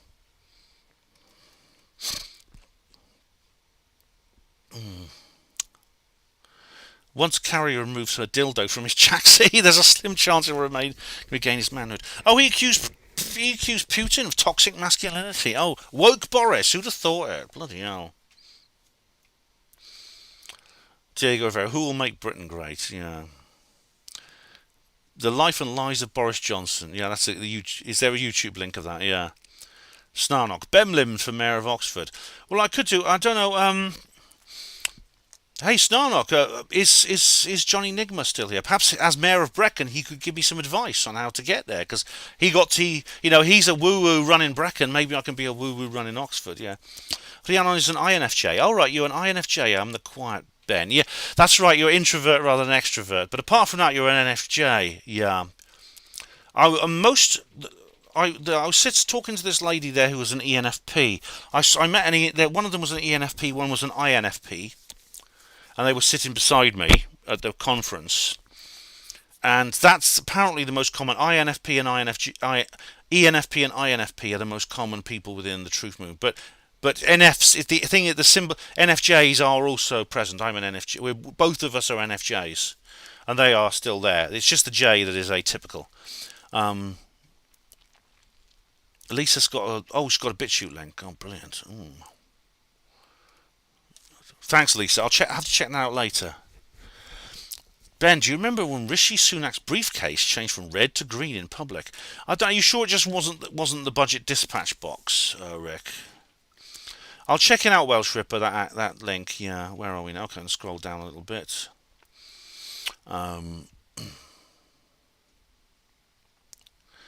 Nihilist Lives Matter. If Ben skipped your comment because it was silly or shit, learn to post better comments. Thank you, Nihilist. Oh, hang on, going back down. Yeah, that thing with Jeanette Archer, Lisa, that was creepy, wasn't it? Hatchy, hello. I have a cucumber growing in the garden. I've called it Boris. FMG Football Manager, how do you do? Make Blackpool independent again, yeah. Tommy Robertson, Teller says you watched my video about an argument with a homeless person and it was great and you completely related. Thanks, Della. That's a bit of a controversial video and a lot of people don't like it, but I stand by what I said in it. I'm glad you appreciate that. Yeah, it's worth doing your Myers-Briggs, guys. I wouldn't be surprised if you were all NFPs. Most of you are going to be NFPs. Probably the majority of you will be NFPs. A few will be NFJs. Oddly enough, NFJs and Ps are only a tiny fragment of... When it comes to the general population, it's only like about 4 to 7% are NFs. And I think NFPs are even less. I think it's like 1% or something like that. Okay, guys, I'm just going to go back. I'm going to go to this article now about Boris Johnson. Where is it? Here we go. Right. I'll just refill my glass while it's loading. Oh, there we go.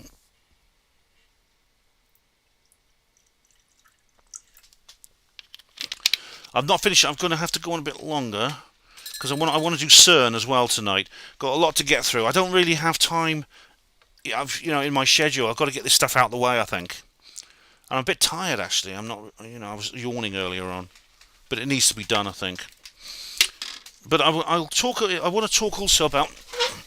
I might just skip this article, actually. You can read it. I'll just show it to you. Here we go. I'll just show it to you and then give you a reference. This is the article. It is on the Washington Examiner, and it is by Dan Hannan.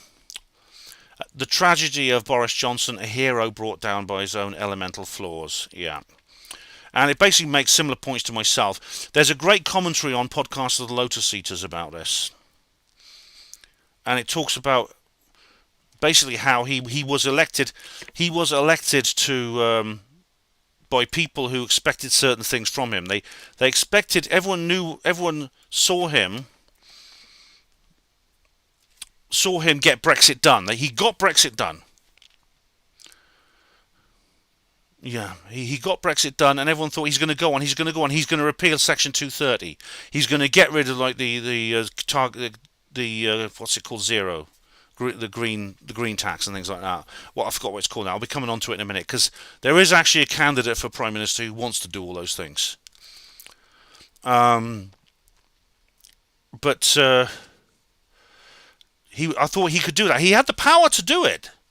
He had the majority. He could have repealed Section 230. Section 230 is basically the thing they're locking people in jail for when they tell an offensive joke. There's a separate one in Scotland, but basically it's similar to the one in England they got in Scotland, which is what they locked up Count Dankula for doing the Nazi dog salute thing.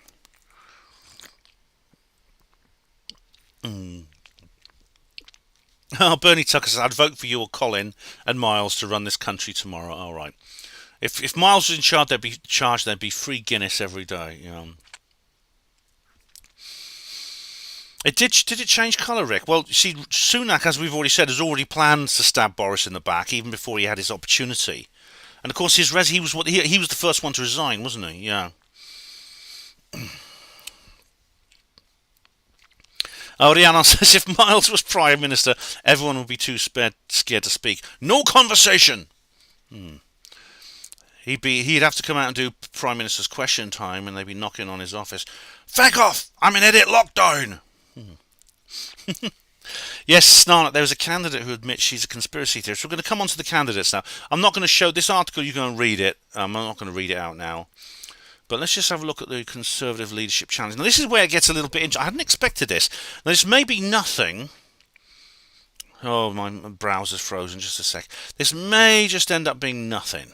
It may be, as Jordan Sather says, it's a nothing burger. It's a nothing burger.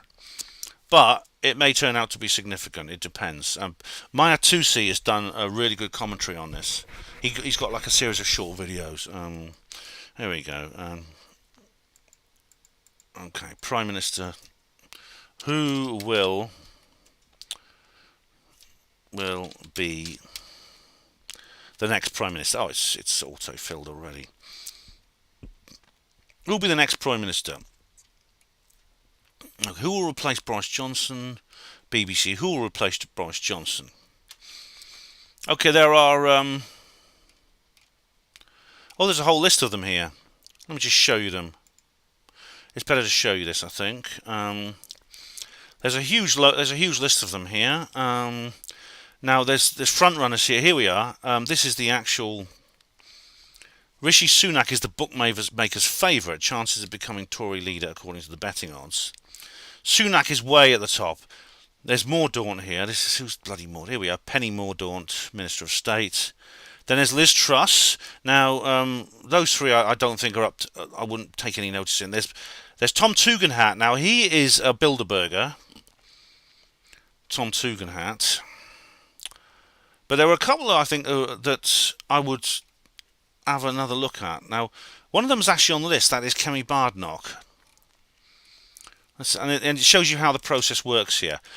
Candidates put forward. Each candidate needs 20 MPs to back them. That's the first round. The Conservative MPs vote. This is the 1922 committee, by the way, makes these rules. So it's all done quite democratically. Candidates receiving fewer than 30 votes are eliminated. Second round, Conservative MPs vote. Candidates with the fewest votes are eliminated. Successive round continue until there are only 2 remainings. Then there's a postal vote of the entire Conservative Party, and a leader and Prime Minister are elected. 12th of July nominations close. That's tomorrow. 13th of July, first round of voting. Candidates with fewer than 30 votes eliminated. So these are declared means they've got more than 20 people backing them up. And then 14th of July, second round of voting. This won't take long, it seems. 14th of July is Thursday. Candidate with fewest votes eliminated. Then the 18th to 21st, successive rounds of votings until only 2 candidates remain. And July, August, sometime, final 2 candidates face Tory party memberships at hustings around the country. 5th of September, new PM announced. So that's quite a long time. Boris is going to stay until the 5th of September, from what I can see right now. Now, Maya Tusi's talks a lot about these people. Now, some of the outsiders are surprisingly based. Now, this lady in particular, Kemi Badenoch,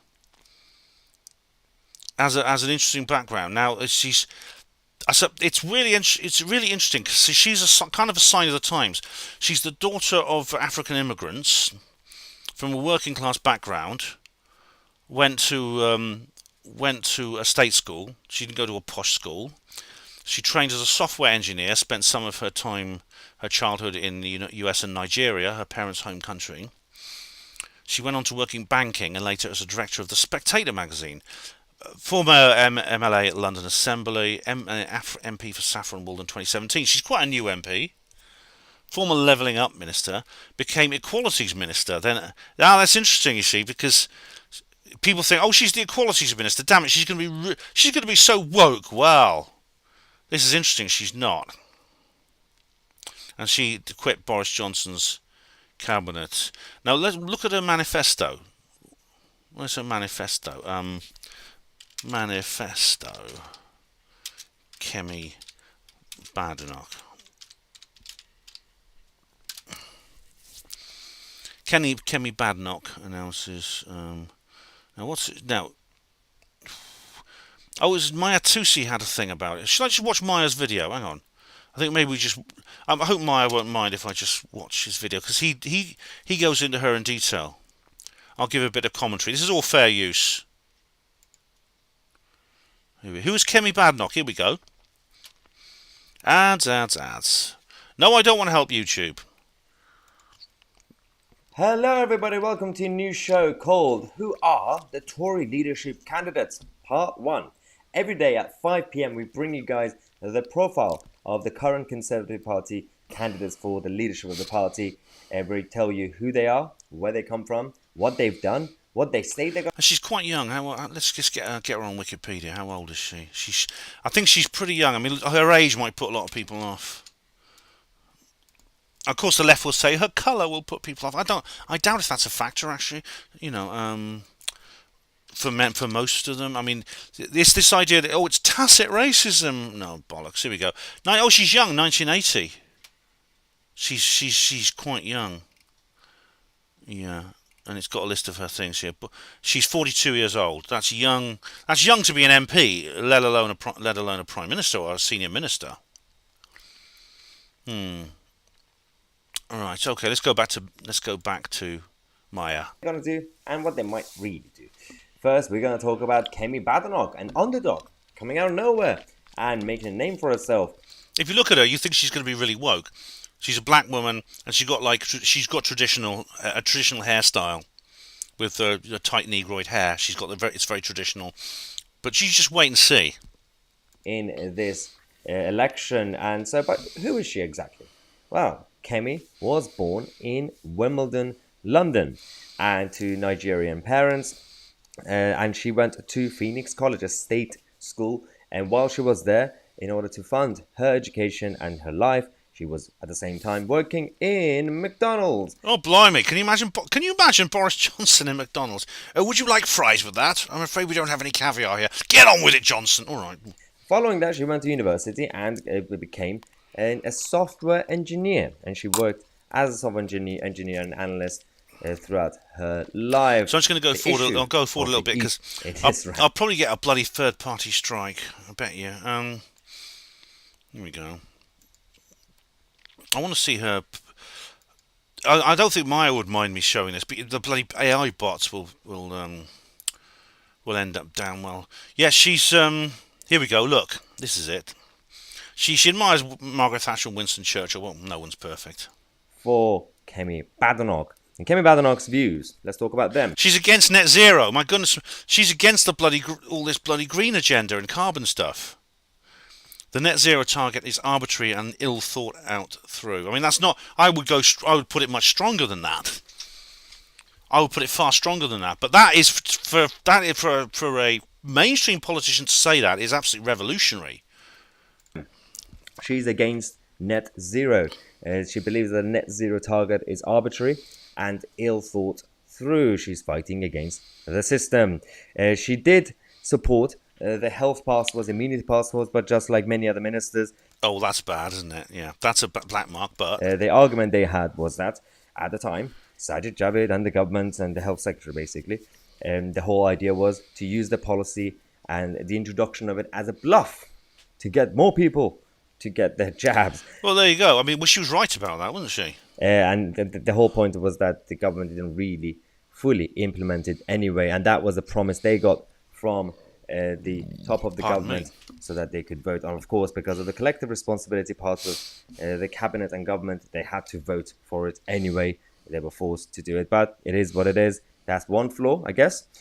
She has decided to say that we have to fight against the illegal migration crisis, and the current system is not working.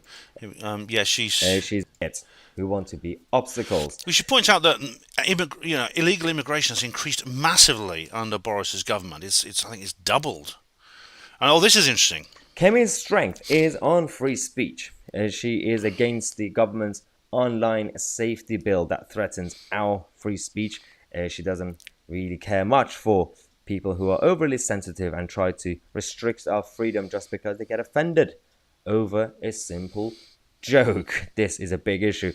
But one of her main policy agendas is to drain the swamp of the Whitehall establishment and the global nation. That is Kemi Badenoch, the British values. Okay, well, there's a brilliant video of her basically owning a lib. Where is it? anti-Wee-Wee-O. This is good. Let me just find the bit where she... Introducing Defence.com. I'll just find the bit where she owns this Labour MP, and it's what... hang on, let me just find it. Where is it? Where she's in Parliament. Here we go. And because of that, she decided to stand up and say, well, the reason is... Here we go. Here it is. Right, this is great, yeah. Same non-white Labour MP. It is not true that the Commission's report denied the existence of structural racism. It is not true, and if it did, she would have been able to stand there. You can hear you can hear her in the background. You can hear the other MP going. Read out the section. In fact, what the Commission said is that they did not find institutional racism in the areas they examined. Yeah, just for the sake of it, let's go to her reaction once again. The section. In fact, what the Commission. Oh, yeah. She's always proven to be a very good debater. Oh, wonderful, wonderful. Yeah, I'll just. That's enough, I think. Hang on, I'll just go back to. Let me just go back to the whole thing here. Here we go. Oh, wonderful.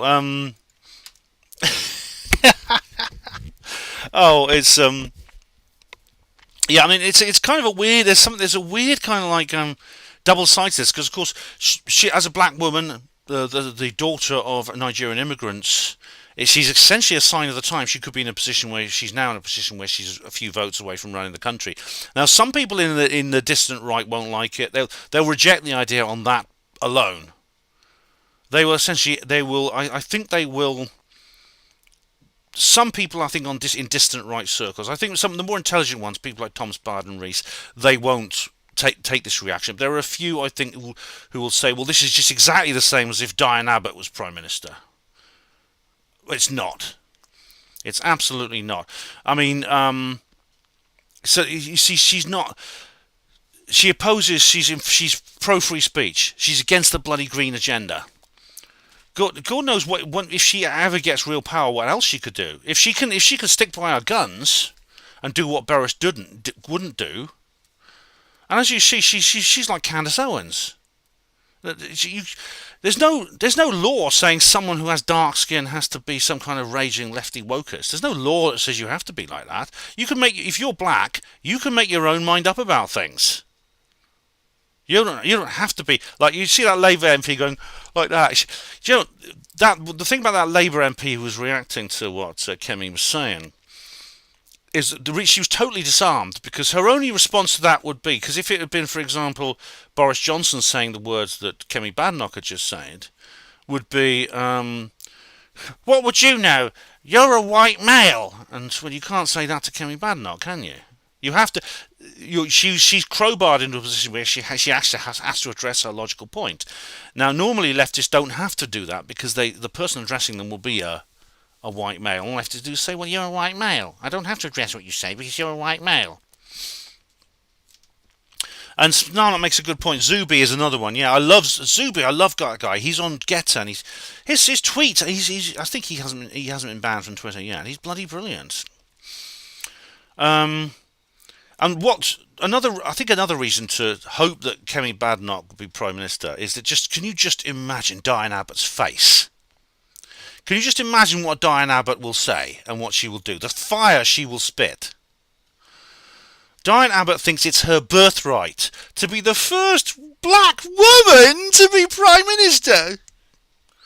And then Kemi Badenoch comes and takes it away from her. I mean, it'll be a double... It's a double slur against Diane Abbott, because, Diane Abbott expects to be Prime Minister, and if she's beaten by a white Tory, an upper-class Tory from Eton, she'd be going, oh, an upper-class Tory from Eton beat me. But now she's going to have to face the fact that a based black woman has become Prime Minister instead of hers. Not a white male has beaten Diane Abbott. She's been beaten by another black woman. Another black woman has got in there and stolen the history first.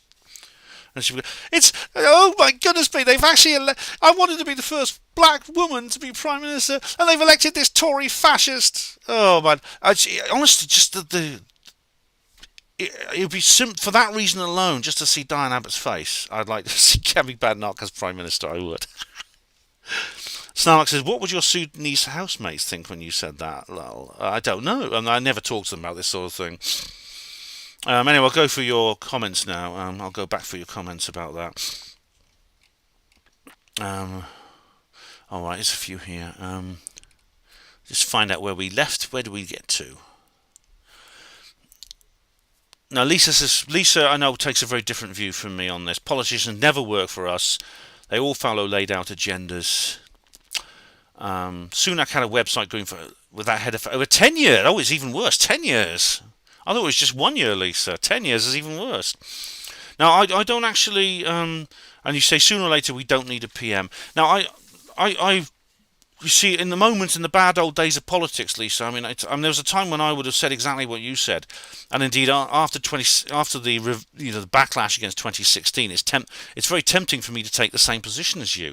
However, what if another Trump comes? What if Trump comes back? What if we get our own Trump? Boris couldn't be the Trump. Maybe we will. Anyway, it's going to be bad. The problem is now, as Maya has actually done another, and Rhiannon says, bear in mind it's the Tory membership who will decide. Yeah.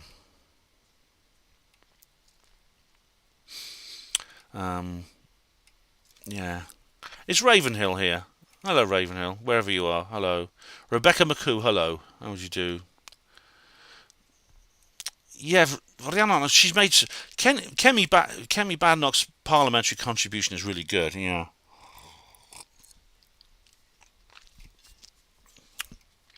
Diego, another one says Ben Emlyn Jones for Prime Minister. Oh.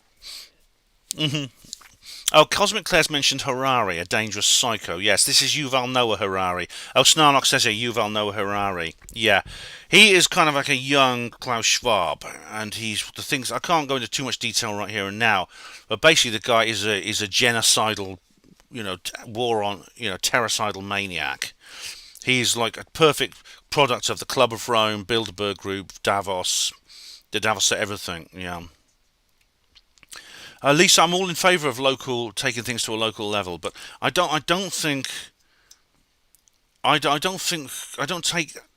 take a slightly more positive view than you do on this. You could turn out to be right, in which case I'll admit I was wrong, but yes, Claire, I would better to have a proper conservative who happens to be black than a woke, cucked out libtard white person. Yes, Maya makes that point too. Maya himself is, of course, a non-white foreign person. He was born in Iran, yet he's chosen his side out of conviction.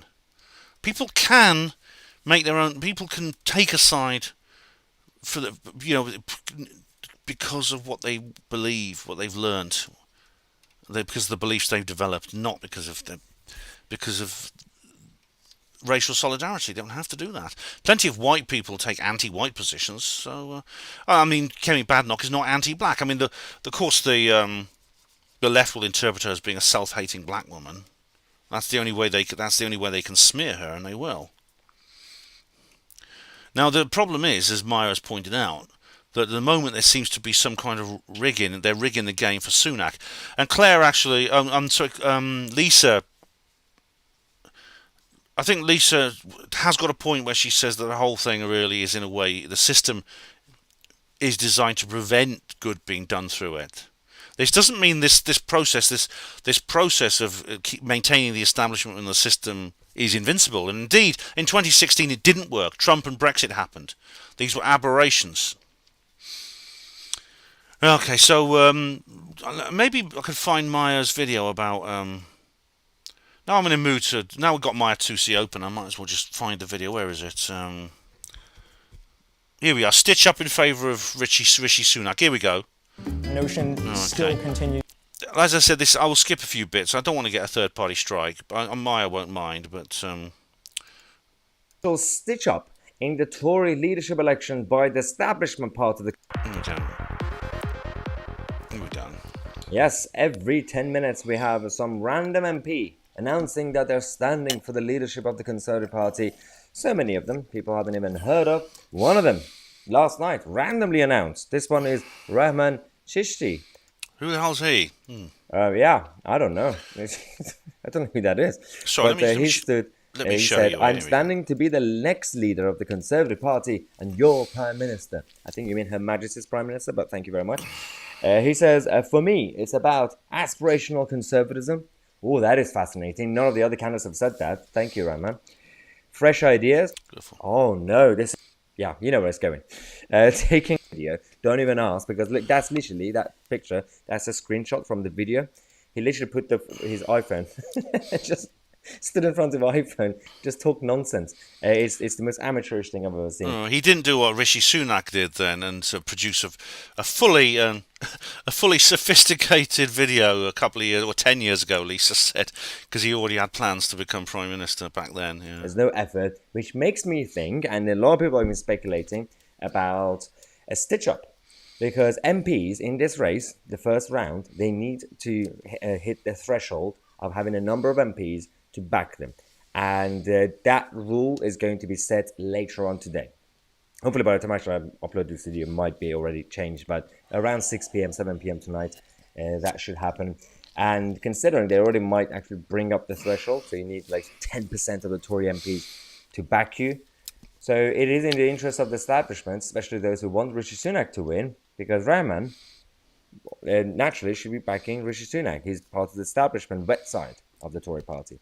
So the speculations say that if they announce that all their friends and MPs to announce that they're standing and take a couple of MPs to endorse them, that will literally split the whole vote for the underdog support MPs and candidates. Yeah, like that's what I thought. Badenoch, for example, or even Suella Braverman. And that way you could prevent them from reaching the next round. Yeah, we've seen enough there. I think you get the point, don't you? They're playing some dirty tricks to get Rishi Sunak in. Yeah. I think that's... And this is what... Unfortunately, the system does that. It doesn't always succeed. Otherwise, Trump would never... There would never have been a President Trump if it was a perfect system. Which means that some of the outsiders could get through this system the way Trump did. I never expected that the downfall of Boris might lead to the situation where that is possible. And I mean, I could be wrong and realise I was right first time. Because I did say, the only people who's going to replace him are people like Rishi Sunak, who's a complete establishment hack. He's just an Asian Boris, basically. Oh dear. Where am I now? Go through these things.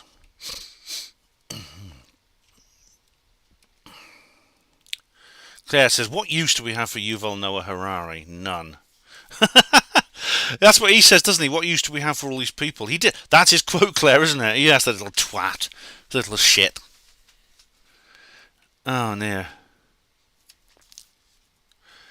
Oh, Snarnock says, Ed Balls attended Bilderberg. There was a video of him asking what he was doing there, and he gave a James Bond villain laugh. Why doesn't that surprise me, Snarnock? Yes. I remember when David Davis went up against Ed Balls in the election. It was quite cool, because David Davis is kind of like is one of these people I kind of trust. Martin Taylor, when Sunak's missus pays back all her taxes. Yeah, that'll be the day. Welsh Ripper says, Princes Charles and Camilla visited Treorchy, and they came in a helicopter and then a limo up the road about a mile. Someone shouted out, "You didn't come by bus then, sir?" And everyone went, lol. Charles on the bus, yes. Is this seat taken? Yeah, sit down, mate. Sit down, mate. Oh, yeah. All right, guys. So what I suspect is going to happen, unfortunately. I mean, I do hope it's possible that we could have another Trump phenomenon. It's always possible, but unfortunately, Sunak is way up there. The bookies are now put in they got him at 35%. I think I'm going to put a bet on Kemi Badenoch. Claire, I bet Claire will. Claire and I do this sort of thing. You put a bet on them, and it's kind of like it's positive energy. But really, if it's Mordaunt, I don't know much about. But Truss, Sunak are basically it's just another Truss is another Theresa May, and Sunak is another bloody John Major, basically. So there you go. I have a feeling it's going to be. I'm afraid we are going to be stuck with that twat Sunak. I think the guy who's so corrupt, he went and he arranged to stab Boris in the back long before he got the opportunity. Leadership hopefuls take a pot shot at Sunak and tax. Start picking little holes around the edges, guys. Yeah. We've got to wait till September the 5th to find out who it's going to be. I'm not going to be holding my breath. Anyway. Right, on to the third topic. CERN. We've been going more than 2 hours now, so I want to get on with this. Oops. The Large Hadron Collider has restarted. Now, this is I've done an entire video on this. You really, there's several things. I'm not going to go into the background on this subject if you're not familiar with it, but there are several things you need to watch or listen to or read. One of them is my various articles on Herpanmo Voice on the Large Hadron Collider and CERN, and also there's program 142 of the Herpanmo show on Herpanmo Radio, or the video that I published in 2015 on Herpanmo TV on this channel called CERN: Progress or Apocalypse. Those things you need to look at. This is the radio show you want to see. All right, program 142, and this video here, Progress or Apocalypse. So it's been restarted. This is the second time it's been restarted. This is the world's biggest scientific experiment at the European Organisation for Nuclear Research. CERN is the French language acronym for that. It's begun Run 3. Now, this is a 17-mile in circumference circular particle collider, shut down for engineering works at the end of 2018. According to Harry Rhodes at the conference I just been to, he and his team targeted it with cloudbusters. I don't know if that's correct, but that's what he said. And it has had an upgrade for high luminosity. This will make it far more efficient and sensitive. It was powered up in April this year and began a new nucleations on July the 5th. 2 days before, boom, Georgia Guidestones. And boom, Boris out. Yeah, the scientists involved hope to study the Higgs boson a bit more and maybe discover particles of dark matter. This is a mysterious substance that is theorized to make up the gravitational framework of the universe. Is Hugo Rune here yet? Because he'll have something to say about that, if he is. Yeah, but he will have a lot to say about that. He's not here yet. No, I'll go through his comments and all your comments in a moment. But, yeah. But basically, yeah, this is supposedly the structure of the universe. Gravitational framework. Now, already in just a couple of days, the LHC has identified 3 new quarks. Now, quarks are component particles of the hadrons. The hadrons are collided and they break apart, and that's how you get the quarks. Now, hadrons themselves are the building blocks of the atomic nucleus. It's important to understand, like I said, the background to this, if you've not heard of this subject before, and I'm not going to repeat them. All you have to do is go to the background links that I told you about. I'll put some in I haven't put some in the description of this video, but I can't keep putting these things in. Oh god. I've shown you them. You can go and see them. I can't fill my description box with links. Now, what I've been concerned, as the saying goes, there's actually a group on Facebook called Concerned, CERN in capitals, is that there are dangerous side effects to the operations of the LHC, and I've been concerned about this for several years. I mean, there's even there's a BBC documentary thing about it. I don't know if I'll... can I show it to you? Yeah, I'll probably show it to you. Hang on. This is alarming, but it's a silly kind of docudrama from the BBC, but it's quite funny. It's called The End Day. It's like a series of possible end of the world scenarios. It's meant to be taken to be slightly funny. Here we go. How much long is this? That was only a few minutes. Hi, Ernie. I'll probably get like a third-party strike for this. So. The energies created have the potential to destroy the Earth. The experiment will take place in a machine called a particle accelerator. Particles are collided at nearly the speed of light in an attempt to recreate the conditions at the beginning of the universe, also known as the Big Bang. The Big Bang. See that? Yeah. It's a, this is all fear porn from the BBC. I'll go through that bit. Fear that has been generated by recent reports in the media. Go through a bit then. Be incredibly small and evaporate extremely quickly. But despite these reassurances, I've had a bloody third-party strike for this one. continuing to gather outside the TBM test site. Oh, could you exit here, please? Thanks. Well, these scenes are live from the TBM facility where it's believed that Dr. Howell has slipped through the protesters and got into the building. There's no sign Are of there protesters outside CERN? I've not seen any. him yet, but we do believe he has actually broken the line and gotten into the building. Test will begin in 5 minutes. The protesters are warning that in addition to a black hole, What does that say? there is another terrible danger that could be unleashed by the machine. Scientists have calculated that a mysterious new particle could be created, a killer strangelet.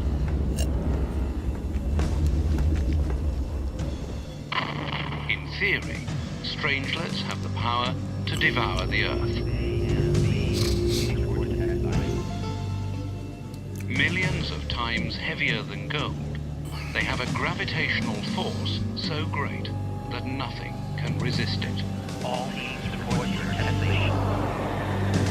Everything that strangelet touches. Oh fuck! Go fuck yourself, you fucking twat! Strangelet.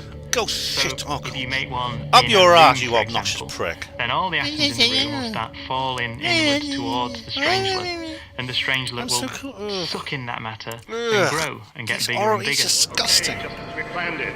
Test 1 to 5. Dr. Howell, you do the honours, please. The chance of this happening, I said, is like you winning the major prize on the lottery 3 weeks in succession. Remember what I said? But it still could be. When's a coincidence, not a coincidence? That takes me back to one of my earlier presentations. Alright, what's going to happen? The problem is that people believe it is possible to win the lottery 3 weeks in succession, otherwise they wouldn't enter it. 5, 4, 3, 2, 1.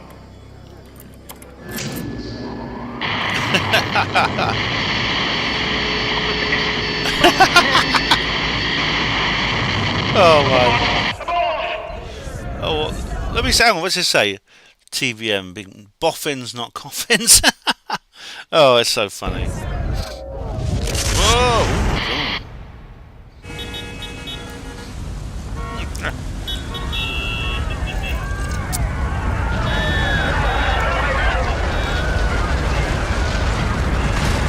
This is a bit like The Simpsons, really, isn't it?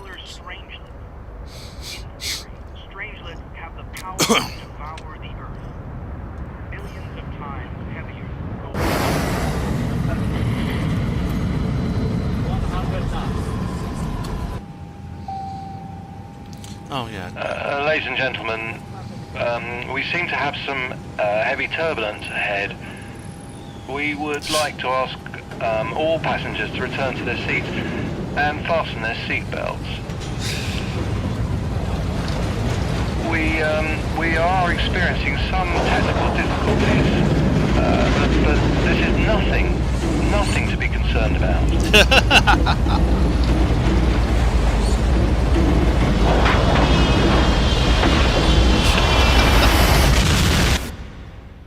In these particle experiments, we're recreating the big experiment that nature did just after the Big Bang. Nothing untoward came out of that. Nothing untoward is going to come out of these experiments. It makes great science fiction, great entertainment, great television. But on this, we can sleep easy. Alright guys, I hope you enjoyed that. I thought it was quite funny. I'm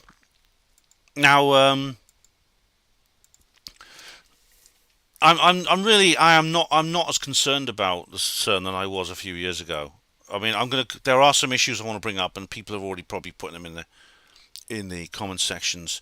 But you see, Run 3's energy is going to exceed Run 2 by. You see, it was 13 to 14 tera electron volt collisions originally, and Run 3 it's only going to exceed that by a small margin. So. And so these have already occurred. So if CERN actually did any damage, It's either, if it's capable of doing damage, it's either been done already or it's not happened at all.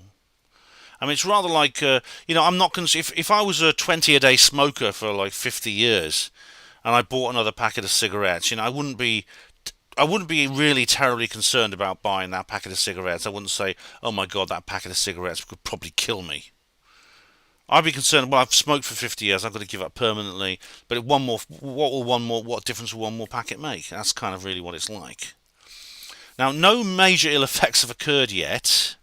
There's been no mini black holes, no strangelets, so should we be more worried now than we were all those years ago in 2015 or whenever I made those original publications? I'm not sure we should be. The one thing I think that we should, I wouldn't say be concerned about, we should bear in mind, is the Mandela effect. You see, the Mandela effect didn't even exist until literally a few months after Fiona Broome first started getting these reports, just literally months after the LHC was first switched on. I think what we could be looking at probably is more of them. I first heard about it like when the Run 2 began, sort of their time period. And of course I'm a Looney Tunes guy, I've spoken about that before. So are we going to see from Run 3 more people have experiencing the Mandela effect? Or maybe new Mandela effects appearing? Funnily enough, there's an interesting little point here. There's a film called The Mist by Frank Darabont. And apparently it's been trending. Thomas Sheridan talks about this. The Mist.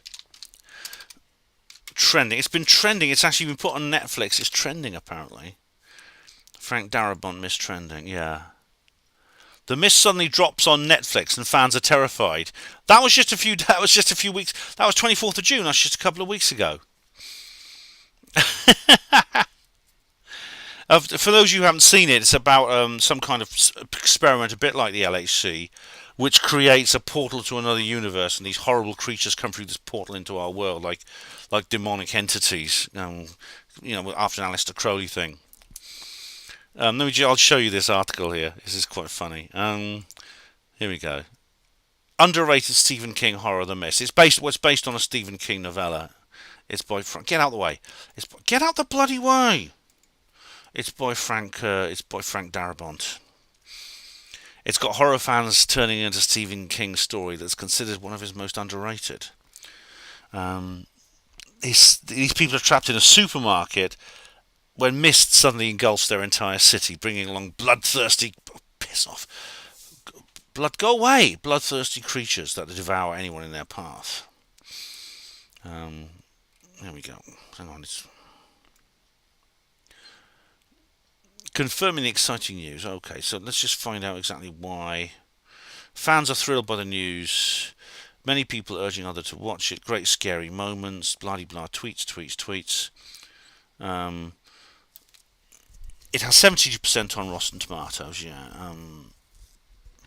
It's what I like about it. Of course, what I like about The Mist is that it does what Stephen King has a particular genius for, which is putting ordinary people into extraordinary situations and trying to work out how they would behave. That's what makes Stephen King uniquely good, in my view. So let's just have a look. I think that's it. But there's no explanation of why. But The Mist now, this film about some particle accelerator experiment opening a portal to another world is now on Netflix. That's good. Now, I'd say the Mandela effect, of course, is not particularly harmful. I mean, is it? The Mandela effect doesn't concern me. It's just it's a thing. It's a new feature of existence that suddenly emerged into our world. I'm not scared of the Mandela effect. I think it's very interesting, in fact. You see, what I've wondered is, several people have postulated that the interdimensional properties of the LHC that cause the Mandela effect might cause us ourselves, in a sense, to enter a parallel universe. And that sounds horrifying, doesn't it? Being dragged into a parallel universe, oh my God, it's like the Mist, we're sort of the opposite of the Mist. We get dragged into this universe of all these monsters with the Mist in. But what if it's not? What if the universe we get dragged into is a better universe than the one we left behind? Now, what if the Georgia Guidestone brings us back in full circle now? What if the Georgia Guidestone destruction is kind of herald of the fact that we have entered a happier universe? I think I like this universe. I'd like to stay here if that's the case. Anyway, let's see what you guys think in chat. So we've got lots of comments here. There we go.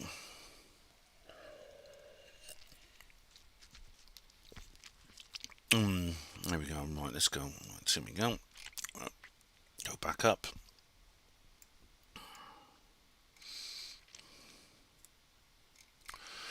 Where did I get to? I've always got to find the place where I left off, unfortunately. All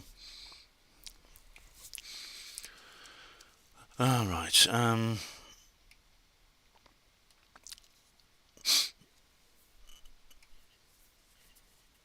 All right. More about Kemi. Oh, still. Oh, that's stuff about Kemi Badenoch still.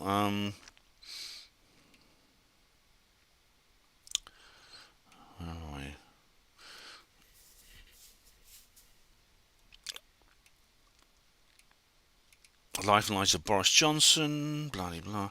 I'll go down a little bit. I wish there was some way I could put a bookmark in this chat. More about Sunak. Okay, I'll just go down a little bit. Oh, Lisa's got to go. All right, Lisa. See ya.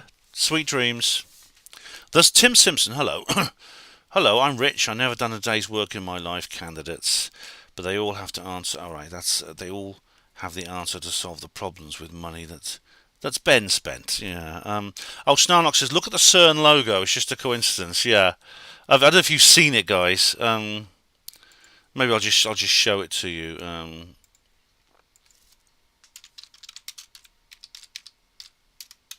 Here we go.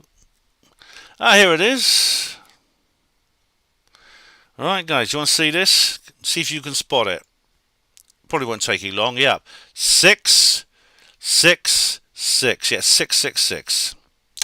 How about that, eh, guys? 666. And not only that, there's that statue, isn't it? The CERN statue. Here we go. CERN statue Shiva. Here we go. That's this one here. Now, this is I reported on this before in the background videos. This here is a picture of Shiva. Now, Shiva is the creator-destroyer of the Hindu pantheon. This thing here, which this being here, which was the god who broke down the old order and restored the new, as I've described in my apocalypse video, where you get to an apocalypse which then births a new age. Shiva was the god that did this. This was a gift from the Indian Nuclear Power Association, and was presented to CERN at some point.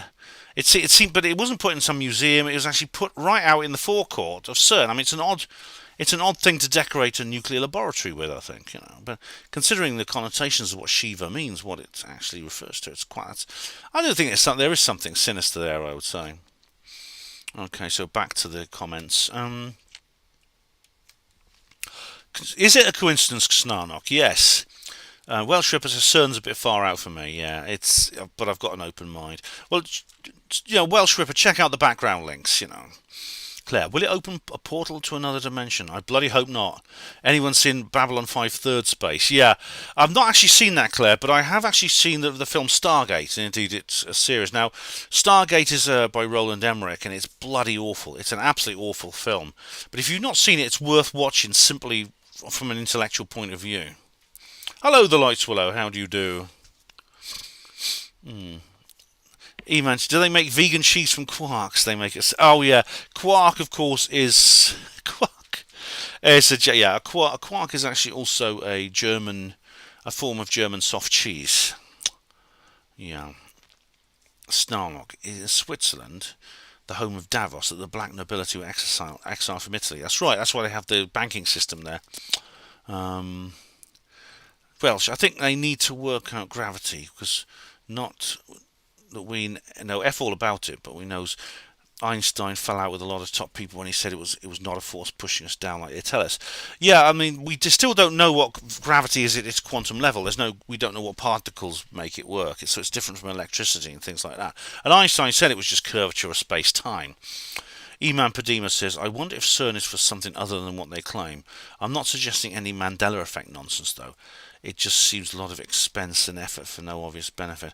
Well, it costs over £8 billion, not including the upgrades, this thing. It's a tunnel 17 miles long, dug underground. It took ages and ages to make. Yeah.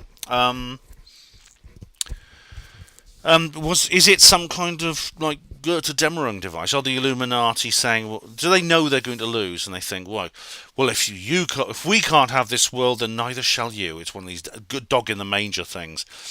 One of these Goethe-Dämmerung destruction things.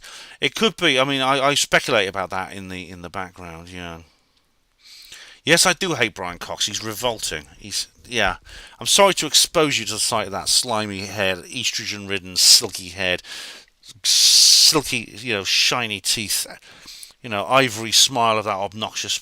It's just he calls us knobbers. He's so closed-minded, and they keep putting him on TV talking about things he knows nothing about. Sure, he's a particle physicist. He knows everything about that, but he knows nothing about anything else. And it's those things he knows nothing about they get him to comment on. They put him on TV. David, no, I don't like Brian Cox very much. The cardigan wearing lesbian. Yeah. Oh, Alex, I'll upload everything to Rumble. Thanks, I do. Yeah, Anthony Patch, Alex. Kev Baker would love this, wouldn't he? He would love this. I'd love to do a show with Anthony Patch. It would be brilliant. Oh, man. I don't know how many of those shows were preserved after he died. I preserved as many of the I did the shows. I got 36 of the 75 shows I was on with Kev with, but yeah. Martin Taylor says, but it's all this theory. It's called physics, theory, imagination, speculation, and alien.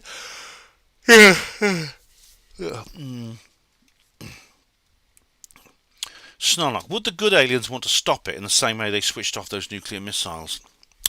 I don't know, but I hope so.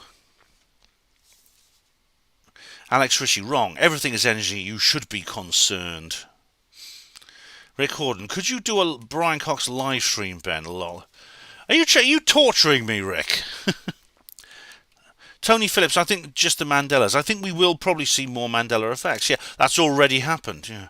And as Rhiannon Jones says, yes, Ben could spontaneously combust. Yes, I would.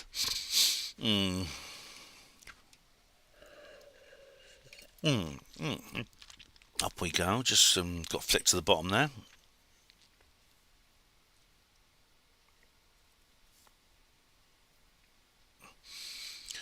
Oh, someone's mentioned Dog Soldiers. That's a good film. That's quite good, yeah. Rhiannon, imagine Ben having to interview Cox while simultaneously eating mushy peas. I would know I was in hell when that happened. I know that I'd died and gone to hell if that ever happened. Yeah. Yeah. If you haven't seen Dog Soldiers, it's quite a tongue-in-cheek horror movie. It's about wolfmen and things. It's quite good. Rick Harden says Ben would beat Cox at the lard munching any day. I would. I'd win again. I think if I Rhiannon Jones says, I suspect Ben would beat Cox at anything that doesn't involve being a smarmy, girl-faced twat. Exactly, yes. Oh, Snark, yeah, build back better. 6, the B could be the 6, yes. David Schultz, what about the ceremony opening of CERN? I don't know about that, David. You may be referring to that weird video of that weird ritual. Do you remember that ritual? Where's that? I did show it in a previous video. Where is it? Hang on a sec. If tomorrow never comes... Oh, God, I'm singing that song now.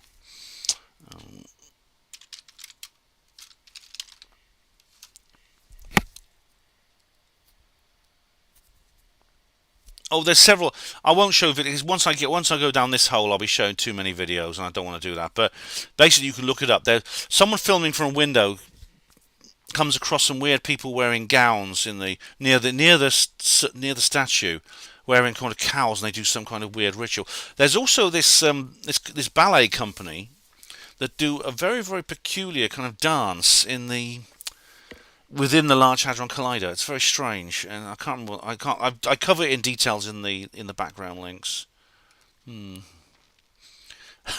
Iman Padima, quark sounds like the noise posh ducks would make.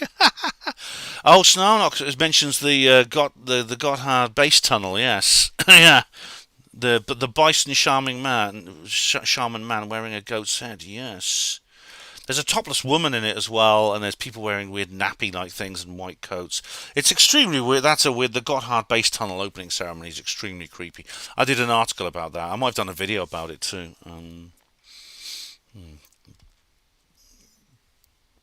Where are we now? Tor Engen. Quark is based on James Joyce's Finnegan's Wake. I believe that's where the name came from, yes. Finnegan's Wake is like it's supposedly something of profound significance, except it reads like gibberish, and maybe it is gibberish. As I said in my worst movies video, how do you tell you're looking at something you're just not intelligent enough to understand, and something that is truly simply postmodern chaotic nonsense? It's like the gallant gallstone from Ayn Rand, you know. He's reading this story and he says it's so profound and deep. He knew it was so profound and deep because he couldn't understand a single word of it. And Snarlock says, do you remember the 2012 Olympics logo? Yes, and the opening ceremony, yeah, and the closing ceremony. Eman Padima, what does Brian Cox know about reality? He told us things could only get better with Blair. Yeah. He knows about nothing except particle physics and being a girl-faced twat, as Rhiannon said. And the thing about this, if he was on TV commenting on those things alone, I wouldn't mind. But the things they get him on TV talking about biology and other things, and how's that Science Britannica thing? They get him on TV talking about all this stuff he knows nothing about, and then they even get him commenting on UFOs and life in the universe, where he gets to call us names, and he doesn't even know the first thing about it. Yes. So, Switzerland is also not a member of the EU. Yes, Switzerland stayed out of all these international organisations. Switzerland, we should all be like the Swiss, I think.